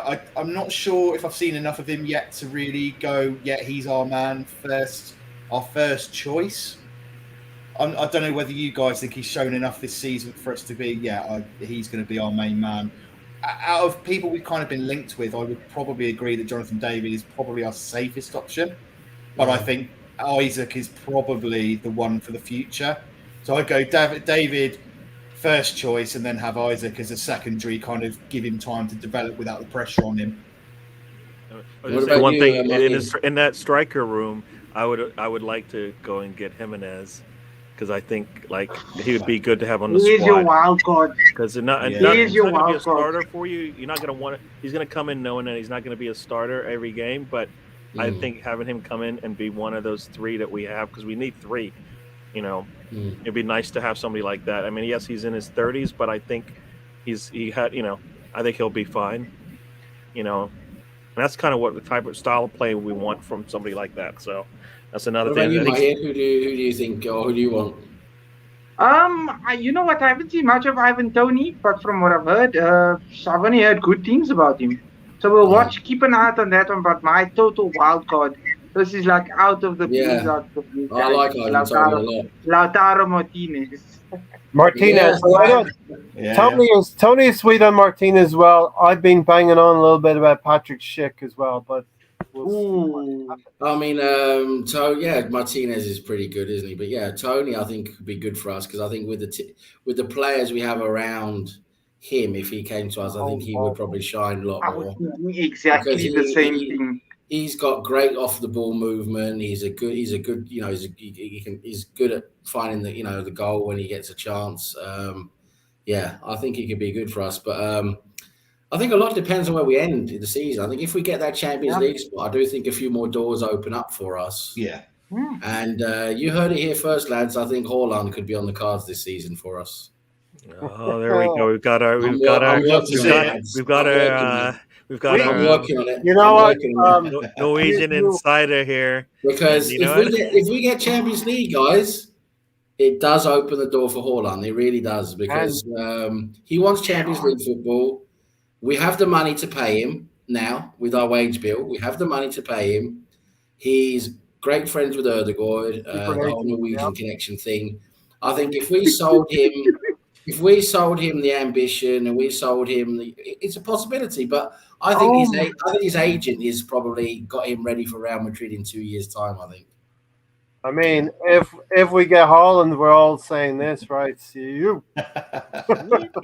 I'm just saying. I think there is a small possibility, because of if we get that Champions League football, we have the space in the wage bill. Yeah. I think Arteta. Could sell him a project. I think he could sell him a project if we get in some other players as well. And he's got that connection with Ødegaard, that whole thing. I think he would love to play with Ødegaard. If you're looking at a team that's up and coming and surprising a lot of people, that would be Arsenal if they finish fourth. Especially when you look at the tallies and the stats at the end of the year, and you see Emil Smith-Rowe top 10 in the league in scoring based on the way what he's doing right now. Saka, Martinelli, all with like maybe 10 goals or 10 assists between them. Who would not want to be part of that? And then you know what? They did this without a striker. So now, as a striker, if you look at this, right, it's written for you to just come in there, and now you've got your 20-goal striker. If it was a Haaland, for example, right? Imagine this young squad with Haaland leading the line. Oh my days! I will say in Sam's defense, you were the first one to break the possibility of Ødegaard coming to Arsenal on loan last season, Sam. So here we go. It's a little bit more of a gut feeling. Let's put it this way: it's out there. It's out there, but it's not very likely. But I just think we have a bit more possibility than people think if we get Champions League. If we don't get Champions League, it's not happening, because he wants to play in the Champions League. I know that much. Yeah. But in terms of that, I would say Tony. I quite like Tony. And I quite like David as well, the Lille striker. I wouldn't mind him at all, to be honest. Yep. So with that, I've got to go, guys. Gotta go. Great to see you, Sam. Good seeing you, Sam. It's great seeing you guys. Great on with you guys. Thanks, Sam. Hope to see you again soon. Yep. Yeah. Cheers, guys. Have a great night. Cheers. Have a nice, my guy. You too, mate. You too, man. That was Sam, the voice of reason. Okay, listen, that was Manchester United. I think we've exhausted all of that with Manchester United. I'm going to just throw some things up here in between the rivals for top four discussion. I suppose we see Manchester United sitting on 24 games with 40 points. We have 2 games in hand on them, 1 point behind. Not bad, Gary, if we can take care of business. Yeah, I mean, we've got, for me, it's not the games in hand per se, the ones that need to be rescheduled. It's the ones that are on the schedule now, the ones that we have to win, because the games in hand or the ones that need to be rescheduled are essentially our toughest games. So, I want us to win the ones that definitely are more achievable, and those are the ones that are on the schedule right now. So we got, we can do it, and we're going to have, at least a week, if not more. I mean, this is what 10 days between, so we should be prepared. I mean, we know we're not playing with Martinelli, so it shouldn't be a question. I assume Milsroof Rowe will start, but we're going to have to go that route, and we're going to have a weak bench, right? We're not going to have we're not going to have a scorer coming off based on what we've seen so far, even though Pepe should be the man. Maybe Pepe starts, I don't know. We switch things up a little bit. Pepe starts just so that, we can rest our He's youth. definitely closer. Pepe is closer now because of Martinelli's sending off. Real quick, going back to Ray Anderson, he did ask if that Maguire incident was a penalty match. I don't think so, because the leg was coming across as Maguire was trying to get to the ball. So I feel it was incidental as much as I'd like to say it was a penalty. I'm not going to lie, I didn't see it. I can't claim to have seen it. I was kind of in and out of the game, to be honest, so I didn't really catch that incident. I hear Gary. Well, did you see that incident? It was Maguire. It had to be, yeah. I didn't see it, but I mean, I did see. I think was it on the free kick where he was either. It was the one where Broja took him down the right, and then he cut back inside. Maguire is momentum. He has no mobility. He had to check back, and Broja got into the box, and there was some kind of a momentum thing where the player fell over. But you know what? That doesn't. If it's a foul, it's a foul. It doesn't matter if you're unbalanced. That's your fault. I mean, based on what you just said, you can't say, "All right, well, because you're not a good footballer and you don't know how to control your body, I'm going to not give you the call." Yeah, there was no intent to it. Where's Tony? I'm not sure where Tony is. Really, he did say he wasn't feeling great, and he was on with Lolo on Friday night, and he struggled through that one a little bit. So hopefully he's taking care of himself, and he probably praise out to Tony, our guy. Yeah, man. Hope he's feeling much better than whatever he's going through. Mahir, next one I suppose we can talk about is West Ham. Let's get that one out of the way. West Ham missed another opportunity. They're on 24 games as well, 41 points. Arsenal 2 games in hand, 2 points back. I mean, really, what can you say? This top 4 thing is looking really, really interesting. Arteta ins, Arteta outs, whatever you are, you're probably Arsenal in. And it's like, as long as we do our job, then you can sit back and relax. I mean, like, we beat Wolves, then you just chill out and then you check. Tottenham bottling it. West Ham bottling. United bottling. Then, I mean, it's all good because you focused on what you are supposed to do rather than waiting for them to do what they do and then having to try and almost catch up, as per se. Yeah. So, I mean. As I was talking to you, Mahir, I was like, this is better. 2 years ago, under Emery, we had opportunities like this, and we never actually took the opportunities. Now Arsenal are taking those opportunities. Yeah. The will and the fight, I mean, from having a red card and, being under so much pressure, I mean, it's a beautiful thing to see. Yeah. Matt, Leicester City, I thought that they would fight for their manager today, and I think they showed up well against West Ham. Yeah, they were going to want to put in a performance, weren't they? It's like you say, it's great to see that we're taking advantage of those results around us because, like I say, all too often, we're put in these positions where, you think we've got a really good chance here to kind of make points up on rivals, and then we go and draw or lose a game and you lose that advantage. It's just brilliant to see. And I think that's a sign of us turning corners, little corners like that, little wins like that. I think they're just another little tick in the box, another little sign to say we're moving forwards, we're changing things are different, and things are moving in the right direction because that historically that's not happened. So yeah, I mean, you couldn't have asked for a better weekend of results, really. Yeah. We go and get a big win against Wolves. We really needed to go out there and win that game and get those points. And then you see, like you say, the Leicester West Ham game, was the final piece of the puzzle this weekend that you wanted to kind of fall into place. And and I mean, to be honest, of both teams, so I think Leicester, sat on 27 points now, so they could have been at 29, 30 points. Not really making any roads on us. Yeah, they're not. Yeah, they're not our immediate rivals. West Ham. Ideally, it would have been a Leicester win, but drop points for West Ham, we'll still take it. Well, I mean, we're now 2 points behind West Ham with 3 games in hand.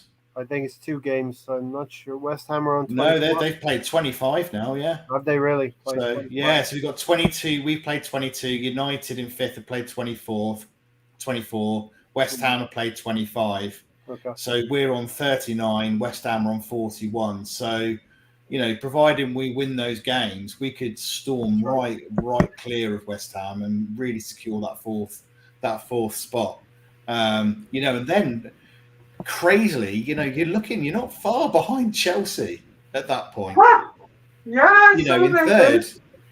It's bonkers, really. You look at this and you're almost thinking, no. But you know what? You know what? The mindset has to be that we need to catch Chelsea, right? But that's where we should be. This is where we should be. Yeah, we're trying to catch Chelsea and we fail. We finish 4th, right? Yeah. And as opposed to chasing 4th, failing, and then we're 5th, and we had a chance. It's a mind game, but I like that mind game because you know what? I'm going to put something just out of your reach, right? 3rd place is really hard because even if we win the games in hand, we'll still 2 points behind them. Gary, but if you're challenging for that, guess what? If you get it, Gary, you're supposed to say things. You're supposed to say things I disagree with you on. But like I said, we want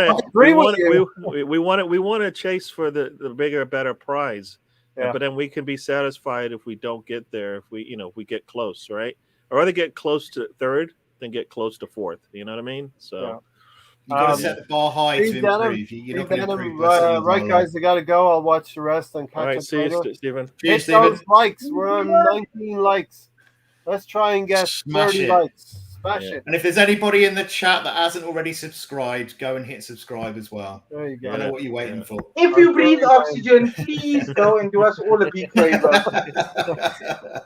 If you walk on 4 legs, we all walk on 4. So West Ham drop points. So we saved the best for last, I think. That Wolves game and Tottenham. And if you enjoyed that result, that's another reason to hit that like button, please. There you go. Mr. Tom wants us to stay away from Leeds versus Everton. So I hear they. But nobody lost in it, right? Nobody lost in that game. Is that right? Everton, Leeds lost. Everton was 3-0 win. Oh, sorry. Ooh. Oh. So we're not supposed to talk about it, but Lampard has that bounce going on there. Oh, sorry. Yeah. Sorry, Tom. That's the last. Yeah, I didn't see the score for the Wolves game, but I didn't see the game, but I did see the score line, and that's good to see, right? I mean, it's good to see, and you know what? Either we triggered Wolves, and that's why they responded the way they did, or you know what? I believe we're just that better of a squad when we are healthy. So we will make teams do that. Like that. Arnie said here, a dirty win looks better after this weekend, so we can all enjoy this one. Well, you know what? People say dirty win, but everybody said it was going to be a tough win if we got the win. It was a gritty win, right? But people wanted us to go there, play champagne football, blow them out of the park 5-0. Nobody thought that. Come on. People are saying that. Nobody thought we were going to go to Wolves and get a 2-0 win. Nobody said that. They said you're going to play. No. I thought we were going to get a 2-0 No, but I mean, realistically, you're looking at a squad that has a really good defense and Arsenal struggling to score, right? So you put the two together, boring game was what I heard most people say, because the strengths of both teams definitely are decent enough that it'll create a wash, right? In the end, it should have been a 2-0. No, we should have been able to score at least one of those other opportunities we had, but the 1-0 would have been fine with most people, I believe, based on this, on the fact that Wolves are that good. They're not that bad of a team, right? Arnie, you're right. It is better, ideally, to have points in the bag, not games in the hand. I don't think we should look at that. I think we should keep it's the next game mentality. And we're going to talk about Brentford a little bit before we leave. But save the best for last. And, I wanted to say hello to my niece and nephews there. They're saying hello. It's under the... I don't know who's exactly saying hello. Name who you are. Sarah or Zach? No, I mean, I had it as a draw because I figured, it's going to... Like I said, the strengths kind of get you to a draw. And we were able to score on a free kick, which basically typically we're not going to get to do. That's not where we expect to get our scoring from. So, Ray Anderson, apart from City and Liverpool, Wolves have the best form. It may well be true, and that's why it's a vital win on Thursday that we beat them 1-0. They're a good side. They're a good side. They cause problems. They get forwards well. They're organised. They're tough to beat. They're dangerous on the attack. Crosses, very, very dangerous.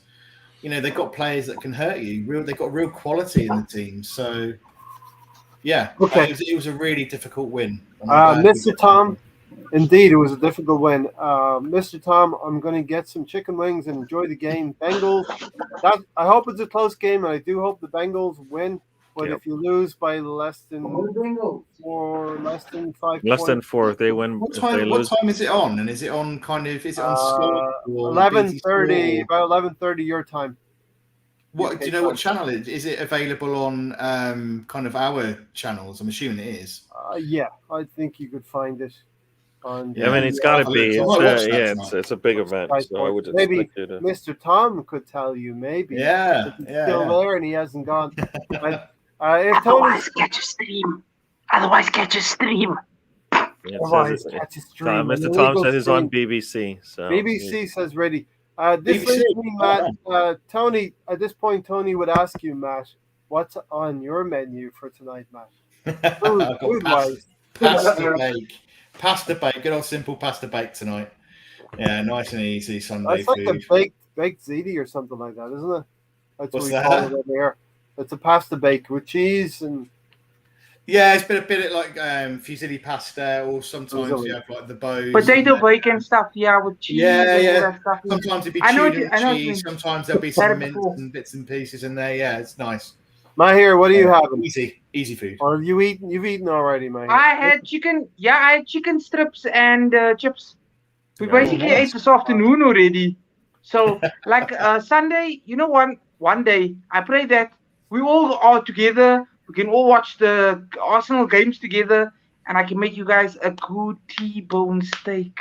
A braai. I want a braai from you. Yes. No, but that's what I mean by a good T-bone steak. We'll get out what we call a skottel, the braai stand. There you go. We'll make that fire quickly. All chill in front of the fire. Oh, yo. Let's get ready. I've got a South African colleague here, and she's been talking up the braai game big time. Oh, yeah. It's something you master. You see, Matt, it's something you master. Like, you become... Like, I learned from my father, basically. He taught me all that there is. So, that fire is up and going within 15 minutes. Quick. And then 2 minutes of one side, flip it over. 2 minutes the next side. We marinate it with there's an eatery here called Spur, and you baste it nicely before and while you flipping. Baste it a few times.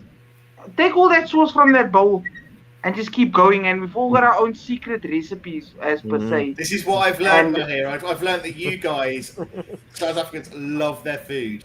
Love South their food. Africans, Big yeah. passion, yeah. A little bit of beer, I've learned that, every yeah. Sunday. beer and wine with it as Every well. Sunday. Yeah. Perfect. Gary, gotta ask you then. What do you have? I don't know yet. The boss said we're going to cook something, so I don't know what that means. So we're not going out and getting wings and stuff. It's Super Bowl, so you have a little bit here, a little bit there to nibble on, right? Yep. I have to make sure I have some beverages in the fridge. We are going to be here for another 15 minutes. I'll drop the link for anyone who wants to come backstage, say hello. Ray Anderson says, so true. Look at Spurs. They had games then. Go ahead, Gary. Take that comment. Yeah, no, that is true. And we were saying, you know what, they have games in hand, but they're that team. So, and it played out exactly like that. But I mean, we aren't that team. We are Arsenal. So, and we've been playing much better, right? I mean, right now our poor game in the Premier League in the last 3 was against Burnley, and you know what, Burnley just lost 1-0 to Liverpool, so they're not that bad of a team, right? So when we play teams and we struggle, everyone's like, you know what, had a bad day. They turn around the next day and go out and have a good match, and nobody says a word. So that is Arsenal, right? So that's the beauty of the league. Every team has different cycles of form, and so Liverpool met a Burnley team who are in form, and it was a difficult game for Liverpool. They bundled a goal in. They won 1-0 at Burnley. We did the same thing. We won 1-0 at Burnley. But, people we drew at Burnley. No, we won 1-0 at Burnley. We drew the last game.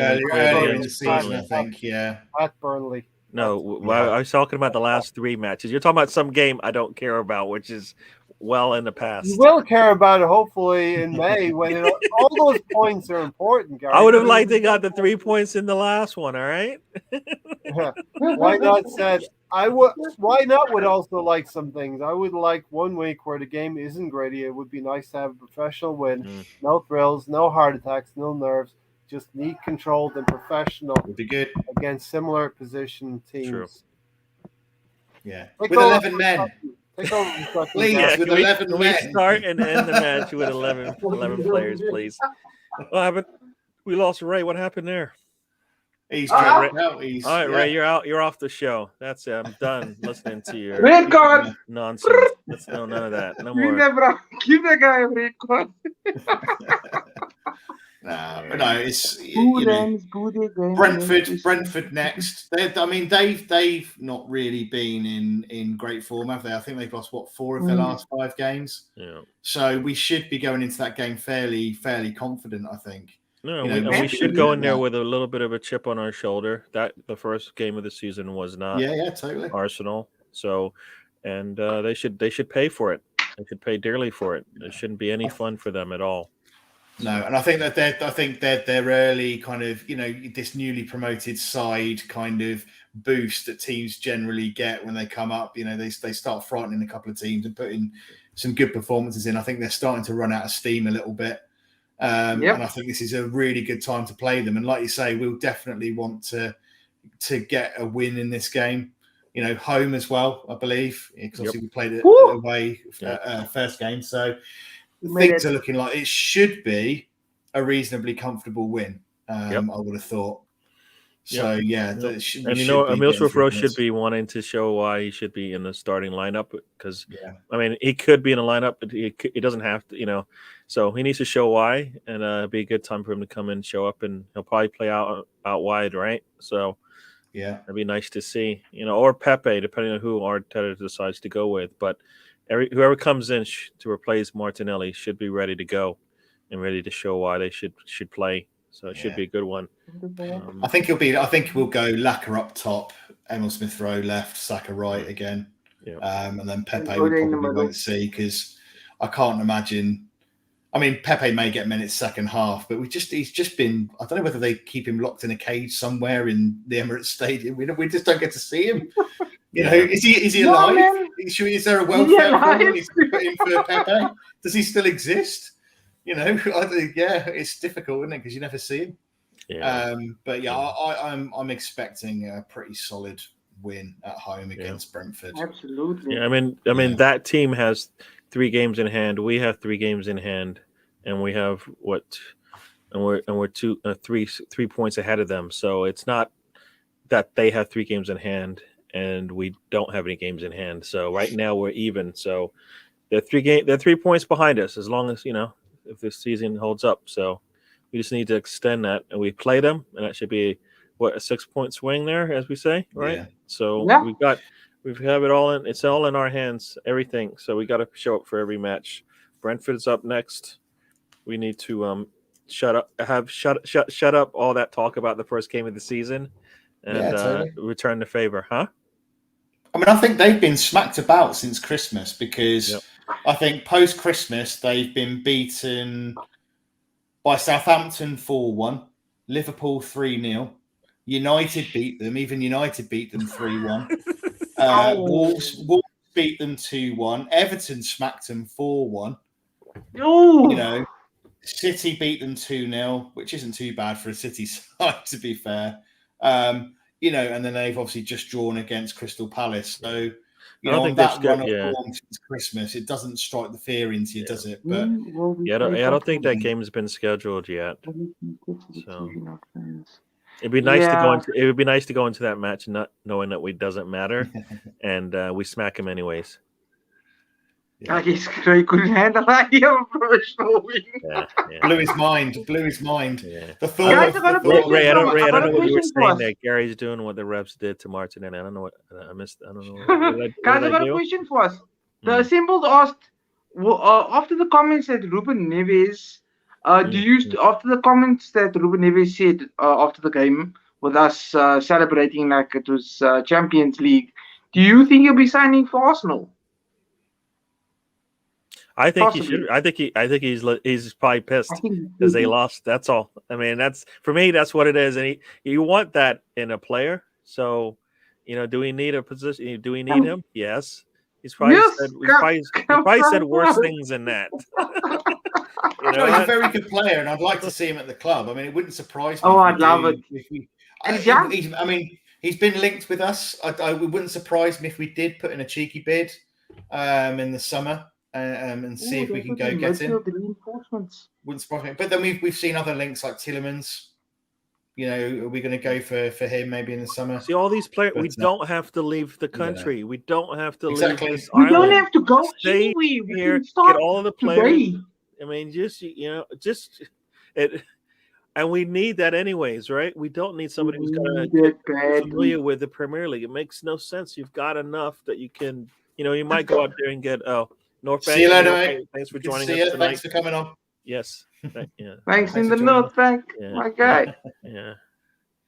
I don't know if you guys saw Alex's question. Should we? Yeah, I was about to say about that. Yeah. I don't want to. You know what? We have so much gap between games right now that if you had like 4 games in like a 2-week period, which is what some teams might have had, then you can probably go, you know what, we need to get 9 out of the next 4. But we've got so long in between these games. Just get the next one, right? Just get the next one. We have to go game by game, I think.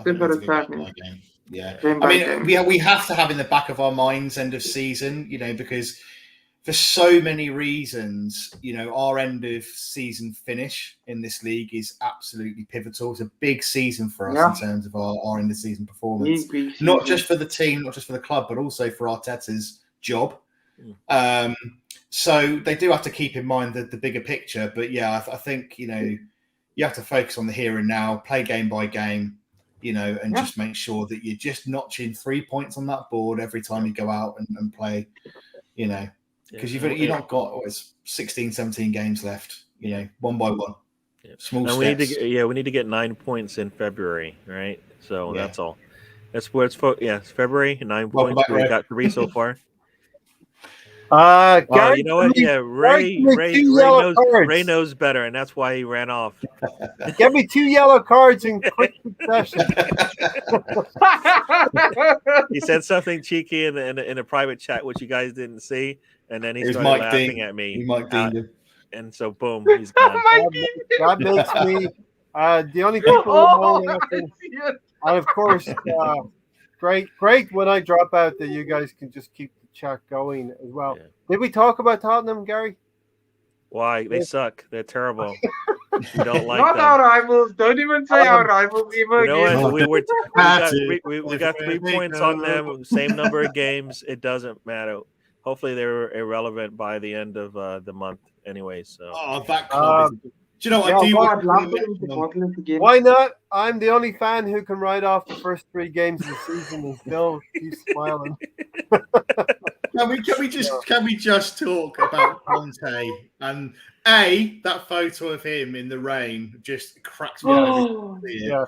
That was great. What we're watching that it was just so much joy, right? They get the lead and you're like, oh no, and then the next 2 goals go in and you're laughing, and then like the 3rd goal goes in, you're like, damn it, and they're like, no, VAR.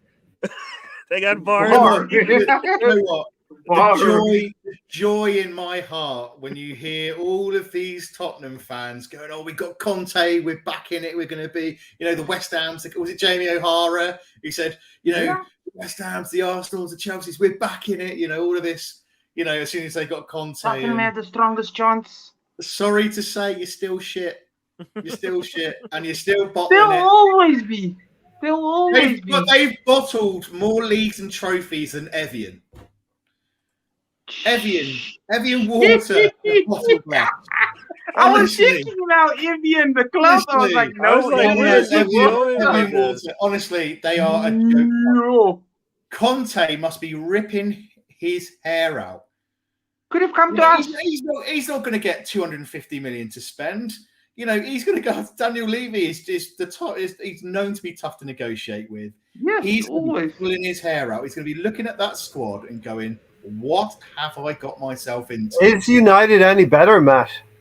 Not really. You know what? I love United and Spurs into pretty much the same basket.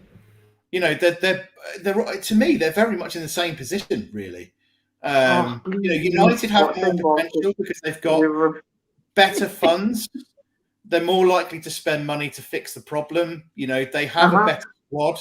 A few changes here and there, and they could be, back onto winning games and doing quite well again.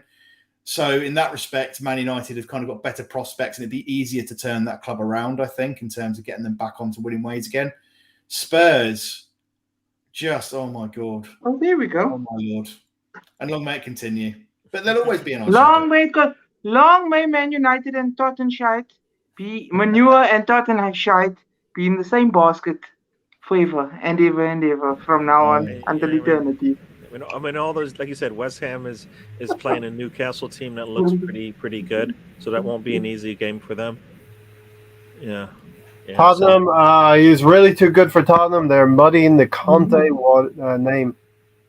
Yeah. The name of Conte. He does look a little bit bewildered. And I was safe in the knowledge of leaving that Wolves game at 2-0, thinking Wolves don't concede many goals. Tottenham are not going to score 3, much less 2. You know what I mean? Yeah. So this is the part where Tony would say, meep, my here. It is getting late there. I think it's 7 hours ahead, like 11 p.m. there. Okay, so I think you talked about Brentford a little bit. I will say they ground out a draw with Vieira and Palace yesterday, and they had lost a lot of games before that. Arsenal need to be professional on Saturday and go and put them to the sword because you don't want to give a team that's down on their luck any chance to get a result from us. And this is 3 points we're banking on, you know? Yeah, and you know what? If they're nowhere close to Wolves, so it should be a lot easier for us to get in positions to score, all right? So they're not they don't have as good a squad, much less organization like the Wolves does. So we should be able to get the 3 points easy at the end of the day. But if we let up, it's going to be the same thing like the first game of the season. So, you know, Palace was wasteful, but Brentford keeper was good. I said, why not? I wasn't Mm. watching it, but 0-0, and I saw Palace had a couple of chances. Mm. True enough, but this is a game that Matt that we can't let go of next Saturday. Yeah, equally as big. You know, we've got to maximise points out of the games that we should be winning, and this is a game we should be winning. You know, like I was saying to Gary and Mahi, you know, this team has been slapped around since Christmas. You know, there's no reason why we shouldn't be going and doing the same thing and putting at least 2 past them and keeping a clean sheet. You know, their bounce of coming up into the Premier League is gone. They've kind of whimpered and petered out, and they're starting to struggle now. You know, and we need to be just like we did against Wolves in terms of grinding out that win, getting that result. We need to be making sure that we don't drop the opportunity for 3 points this weekend. Sorry, not this weekend, but against Brentford. You know, we can't afford to be dropping those points. We need to keep on that same vein of form, you know, and just pick up those 3 points. And however that comes, whether it's 1-0, 2-0, 3-0, we just need to get the 3 points. I can't see being at home as well, given our record at home this season has been pretty good. I can't see us dropping points against Brentford. I'd be very disappointed if we did. I can't see that happening. Every game in the Premier League for a young team presents challenges. Premier League is not an easy place to get results. We've seen that United against Southampton. We've seen Tottenham against Wolves. Both teams playing at home, and actually Leicester playing at home against West Ham. West Ham ground out a draw there. But we gotta be professional, Gary, on Saturday. Oh yeah, definitely. Shout out to Anthony, who's going over Republic of Arsenal. Oh, that's right. He gets to go see that. So hopefully he gets to see a win and a good one at that. So yeah. 3 or 4 goals. We need to win by 2. That's all for me. Okay. We should be able to win by 2. I'm not, 3-1 I could see easily as much as a 2-0. But fair point. Yeah. I mean, we are good enough that we should be able to win by 2 easily there. So, or is that home or away? That's home. We are at home to Brentford. Yeah. Now, and you know what? If the fans are anywhere near upset about that first game of the season, it's going to be loud. Yeah. And Arsenal should use that to build on, and we should get that win. It'd be nice. We need to see more than 1 goal going. It's been what? It's been over a month now. Not a month. It's been over a month and a half now since we've seen more than 1 goal go in. December, Christmas, Boxing Day was the last time we scored more than 1 goal. So correct. Yep. So, Alex said, I would hold off from being jubilant as Man United, Spursy, and West Ham drop points.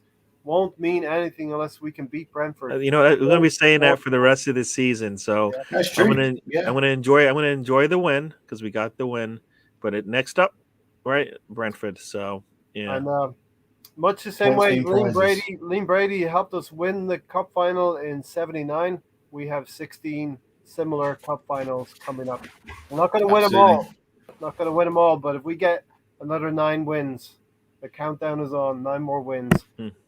Facts, Alex. Did we talk about a few players we'd like to see? For me, Dominic Calvert-Lewin, Isaac, Jonathan David, James Ward-Prowse, Declan Rice, Neves, or Tielemans. Declan Rice would be a fantastic addition. I mean, for me, that's up here level of. I mean, we have to show that kind of ambition. I think he's a young player, very, very talented. Obviously, experienced international now. For me, he's the type of player that I would love to see in our midfield. I really would. I was watching a Gary Neville. He does sort of these shows. I saw that, the overlap. Yeah, really good. He had Declan Rice on there, and the one thing Declan Rice said to me, listen, I want to win things. I want to win trophies. Yeah. Now, I don't know if Arsenal can ultimately guarantee those things, but he's going to say he's got a better chance at Arsenal with this young team that's getting better than he will have at West Ham. And we need that type of player, a leader on the pitch. I mean, definitely. Think about like going out there and we're talking about spending a lot of money on a player because of their skills. Well, he'll come in with some leadership qualities that we're missing as well in a position of need, right? We need position. We need A young midfield player. leadership, Yeah. and He checks and all the he's boxes. actually pretty Young. good. He knows some of those English players, Gary Ramsdale, Saka, Emile Smith Rowe. They should be working great on for it. England. Yeah. I mean, it would be great for England internationally as well, because like exactly that reason, you get that understanding at club level. You're playing around Emile Smith Rowe, Saka, Ramsdale. You're playing around all these English players. That's only going to help the national team as well. Ben White. Yeah, Ben White. I mean, he's got to be. I mean, if he doesn't get picked for the England squad, I saw something that said, is Maguire still going to get picked ahead of White? Criminal. It'd be Yeah, criminal. and Pickford as well with Ramsdale. Ramsdale's coming for that number one spot. Yeah. Well, and that's what you want. You want competition, and you just got to go with the better player, right? So even in England, it should be easy. It should be easy. Yeah, Alex, definitely keep her feet on the ground. Go get 3 points against Brentford, and Declan Rice. Would Declan Rice want to go to Chelsea as well? I think if the opportunity came up, because he was released by Chelsea, wasn't he? I think. Yeah, it's just that it's a rival, and I don't think Mahir is saying 100 million. I don't think it's going to be expensive, but I don't think 100 million expensive. Maybe 80, 75, 80. Yeah, I mean, if you're going to go after a Dusan and you're not going to go after a Rice, then you got to. I mean. All that would do is just push all of our problems up top, right? If you bring in a Rice, right now our problems are up top and in the middle. If you bring in a Rice, all you do is next thing, just get strikers. That's all we need. Maybe his best friend is Mount, and it is Chelsea, and they're going to get rid of Kovacic, who isn't the best midfielder in the world. So Conte's still there. They probably want to retool with a new player. So it probably is going to be Declan Rice at the end of the day. James Ward-Prowse wouldn't be a bad shout either. Great player. Yeah, I really like him. 27 years old, but not too old. Partey's 27. We need that, Ray. We need play. We can't just fill the team with 19 and 20-year-olds. We need some experienced players in there, and Ward-Prowse, I'd have no problems with a 27, 28-year-old. We need that in the mix. Like the guys have said in the chat, I think Declan Rice is pie in the sky stuff. I think it'd be lovely to get him, but I think the whole Chelsea comments is bang on. I think he'll end up back there. I think if anything, and West Ham fans know that's going to happen eventually. They'll get paid as well. Rice, love his granddad, Pat Rice, but Ward-Prowse is the guy. That's a free kick specialist, Gary, we could use. You know what? It sounds good, but then you go, all right, who's he kicking it to? No, free kicks, direct. It's free no different than what we have right now. We're putting in crosses now. We have no presence. No. Oh, you think he's just going to score on them? Is that what you think? Yes. He scores more than anyone else. If that's what you're saying, then I'll go with that. But definitely, if you're saying he's going to put some free kicks in there, we're going to have scored more direct free kicks than I think any other active player in the Premier League right now. Yeah, I think so. If you look at his stats, he gets 6 or 7 goals a season and about as many assists per season as well. Is he? So, I mean, I guess I never watch him for it, but defensively, how does he compare to? Not sure. You know what I mean? I know offensively he's a really skilled player, but is he? I mean, he's one of those players who can be in position. He's not he's as slow as Xhaka. He's not fast, but he can put himself in better positions than Granit Xhaka is, and he's definitely an upgrade on Granit Xhaka for me. Ward-Prowse, he's going to be expensive, not going to be cheap. Yeah, I mean the thing for me is I think we want a defensive midfielder, don't we? Things I prefer the net. I like Ward-Prowse and I like a lot about him, but when you're talking about Neves would be that player, right? Neves for me would be, of those players that we've talked about so far. I think for me, Ruben Neves would be the one that I would go for. He'd be the most cost-effective and easy to get. He is the more complete package. He offers you pretty much everything you want from that type of midfielder. Yes, he's not a specialist in like a Ward-Prowse of free kicks, but he gives you so much in so many different areas of his game. Yeah. I think he would fit in very. Now, very Ward-Prowse plays along with who? Because I mean, Romelu. Romelu, and Romelu had a really good game. Oriol He had a Romelu. really good game yesterday, right? And he's more the defensive His player nickname in is that Romy. pairing, right? Hassan Hüttl called him Romy. So I think Yeah, I mean, he looked really good yesterday, and you know what? That's the thing. You need a pairing that works. So if Partey is your leader, you need to find the right partner for him, and it may, like you said, it may not be the best player at his skill set. It might just be a player that fits in perfectly and can handle the things that we don't want Partey to do, which I thought was more the defensive side, right? Yeah. And kind of sitting in front of that back line and doing a lot of better job there defensively. And that's why Basuma always comes up, right? Because that's what he does. Well, I think we'll leave it about there. Anyone else got anything else to say, or forever hold your peace for a few days? You know, something like that. If you got anything to say, or forever hold your peace, we'll probably drop the link in here. I don't know if I can stay too long, but I can't. I can't stay. I'm gonna have to drop straight off, guys, because I've been packing. Well, not packing. I've been putting together flat pack furniture for an upstairs office for my partner ready for next week. So I've still got half a desk to put together. We will give the backstage pass a miss for this week, and we will get back to Cahoots. It's not gone away. It's just temporarily. You got to cycle through it. You got to cycle through. You know, you come here, you never know what you're gonna get. You get it for a little while, and then we bring something else to you. So don't go away. Keep it fresh. Cahoot is not gone away. Gary's brushing up on his history of Arsenal. So, do you want to say though, Ray, that the chat's been really busy tonight? So thanks to everyone in the chat. Yes, really good. There's some newbies in there that I haven't seen before. So great to see some new people in the chat, and obviously everyone that picks up and comes in and joins us every week in, week out. It's great to see you guys as well. We appreciate the support. Yeah. Thank you everybody for joining us, and it is, like you said, it is the Super Bowl, so a lot of us over here in the States anyways. Who do you like, Gary? And I just want the Rams not to win, so that's all I'm going to say on I'm going to try and watch that tonight now. Now I know. You know what? The first like quarter is what you want to watch, because you're going to get probably something good in the games, but then at least I don't know if the commercials are the same for you, but the commercials they spend for that first quarter are like usually some of the best that you see all year. Sometimes we'll see if they can keep up. Thanks, Why Not, for that. Hit the likes. Let's get him to 30 this time. Great weekend, Arsenal. Arsenal could not disappoint us this weekend because they didn't play. Actually, they've been doing okay, and we've gotten some pretty decent results from our rivals. And long may that continue. Conte has packed his bags, and he is at the terminal. He's at the gate right now, on his way to Europe or Manchester. Who knows?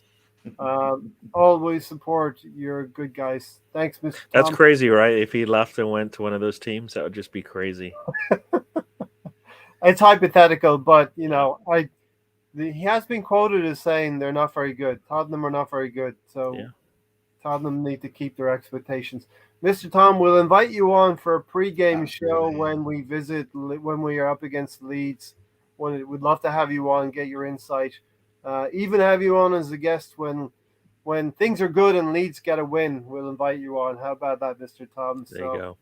Yeah, listen, things are good for Arsenal fans right now, and good luck assembling whatever you have to assemble, Matt. Thank you. Half a desk left, and then it's Super Bowl. There you go. And let's shout out for the Bengals. We're going for Cincinnati Bengals. We like the underdogs, Gary. Yes, we are looking for, we don't want any happiness for our owner. Imagine that. I don't subscribe to the point of view of he's happy he's going to help us anymore. No, I don't think he cares. I don't think he knows even that he has a team in London. I mean, Mr. Tom, we will have you on when times are good, when the grass is green, and Bielsa and you are shouting up a win or something good like that. But listen, I think you're going to be okay. You're not going to be in the relegation zone. Unfortunately, Newcastle won today. I'm kind of wanting them to be relegated, but the evil empire is growing as we speak. We might not make the show. Rams will win. Yeah. Thanks for watching, everybody. We are going to get out of here, and we'll see you on the next one Thursday. See you later, everyone. Thursday Night Forum will be next. Take care, everyone. We'll see you Thanks for dropping by. Always appreciate the support, live and on the rewind.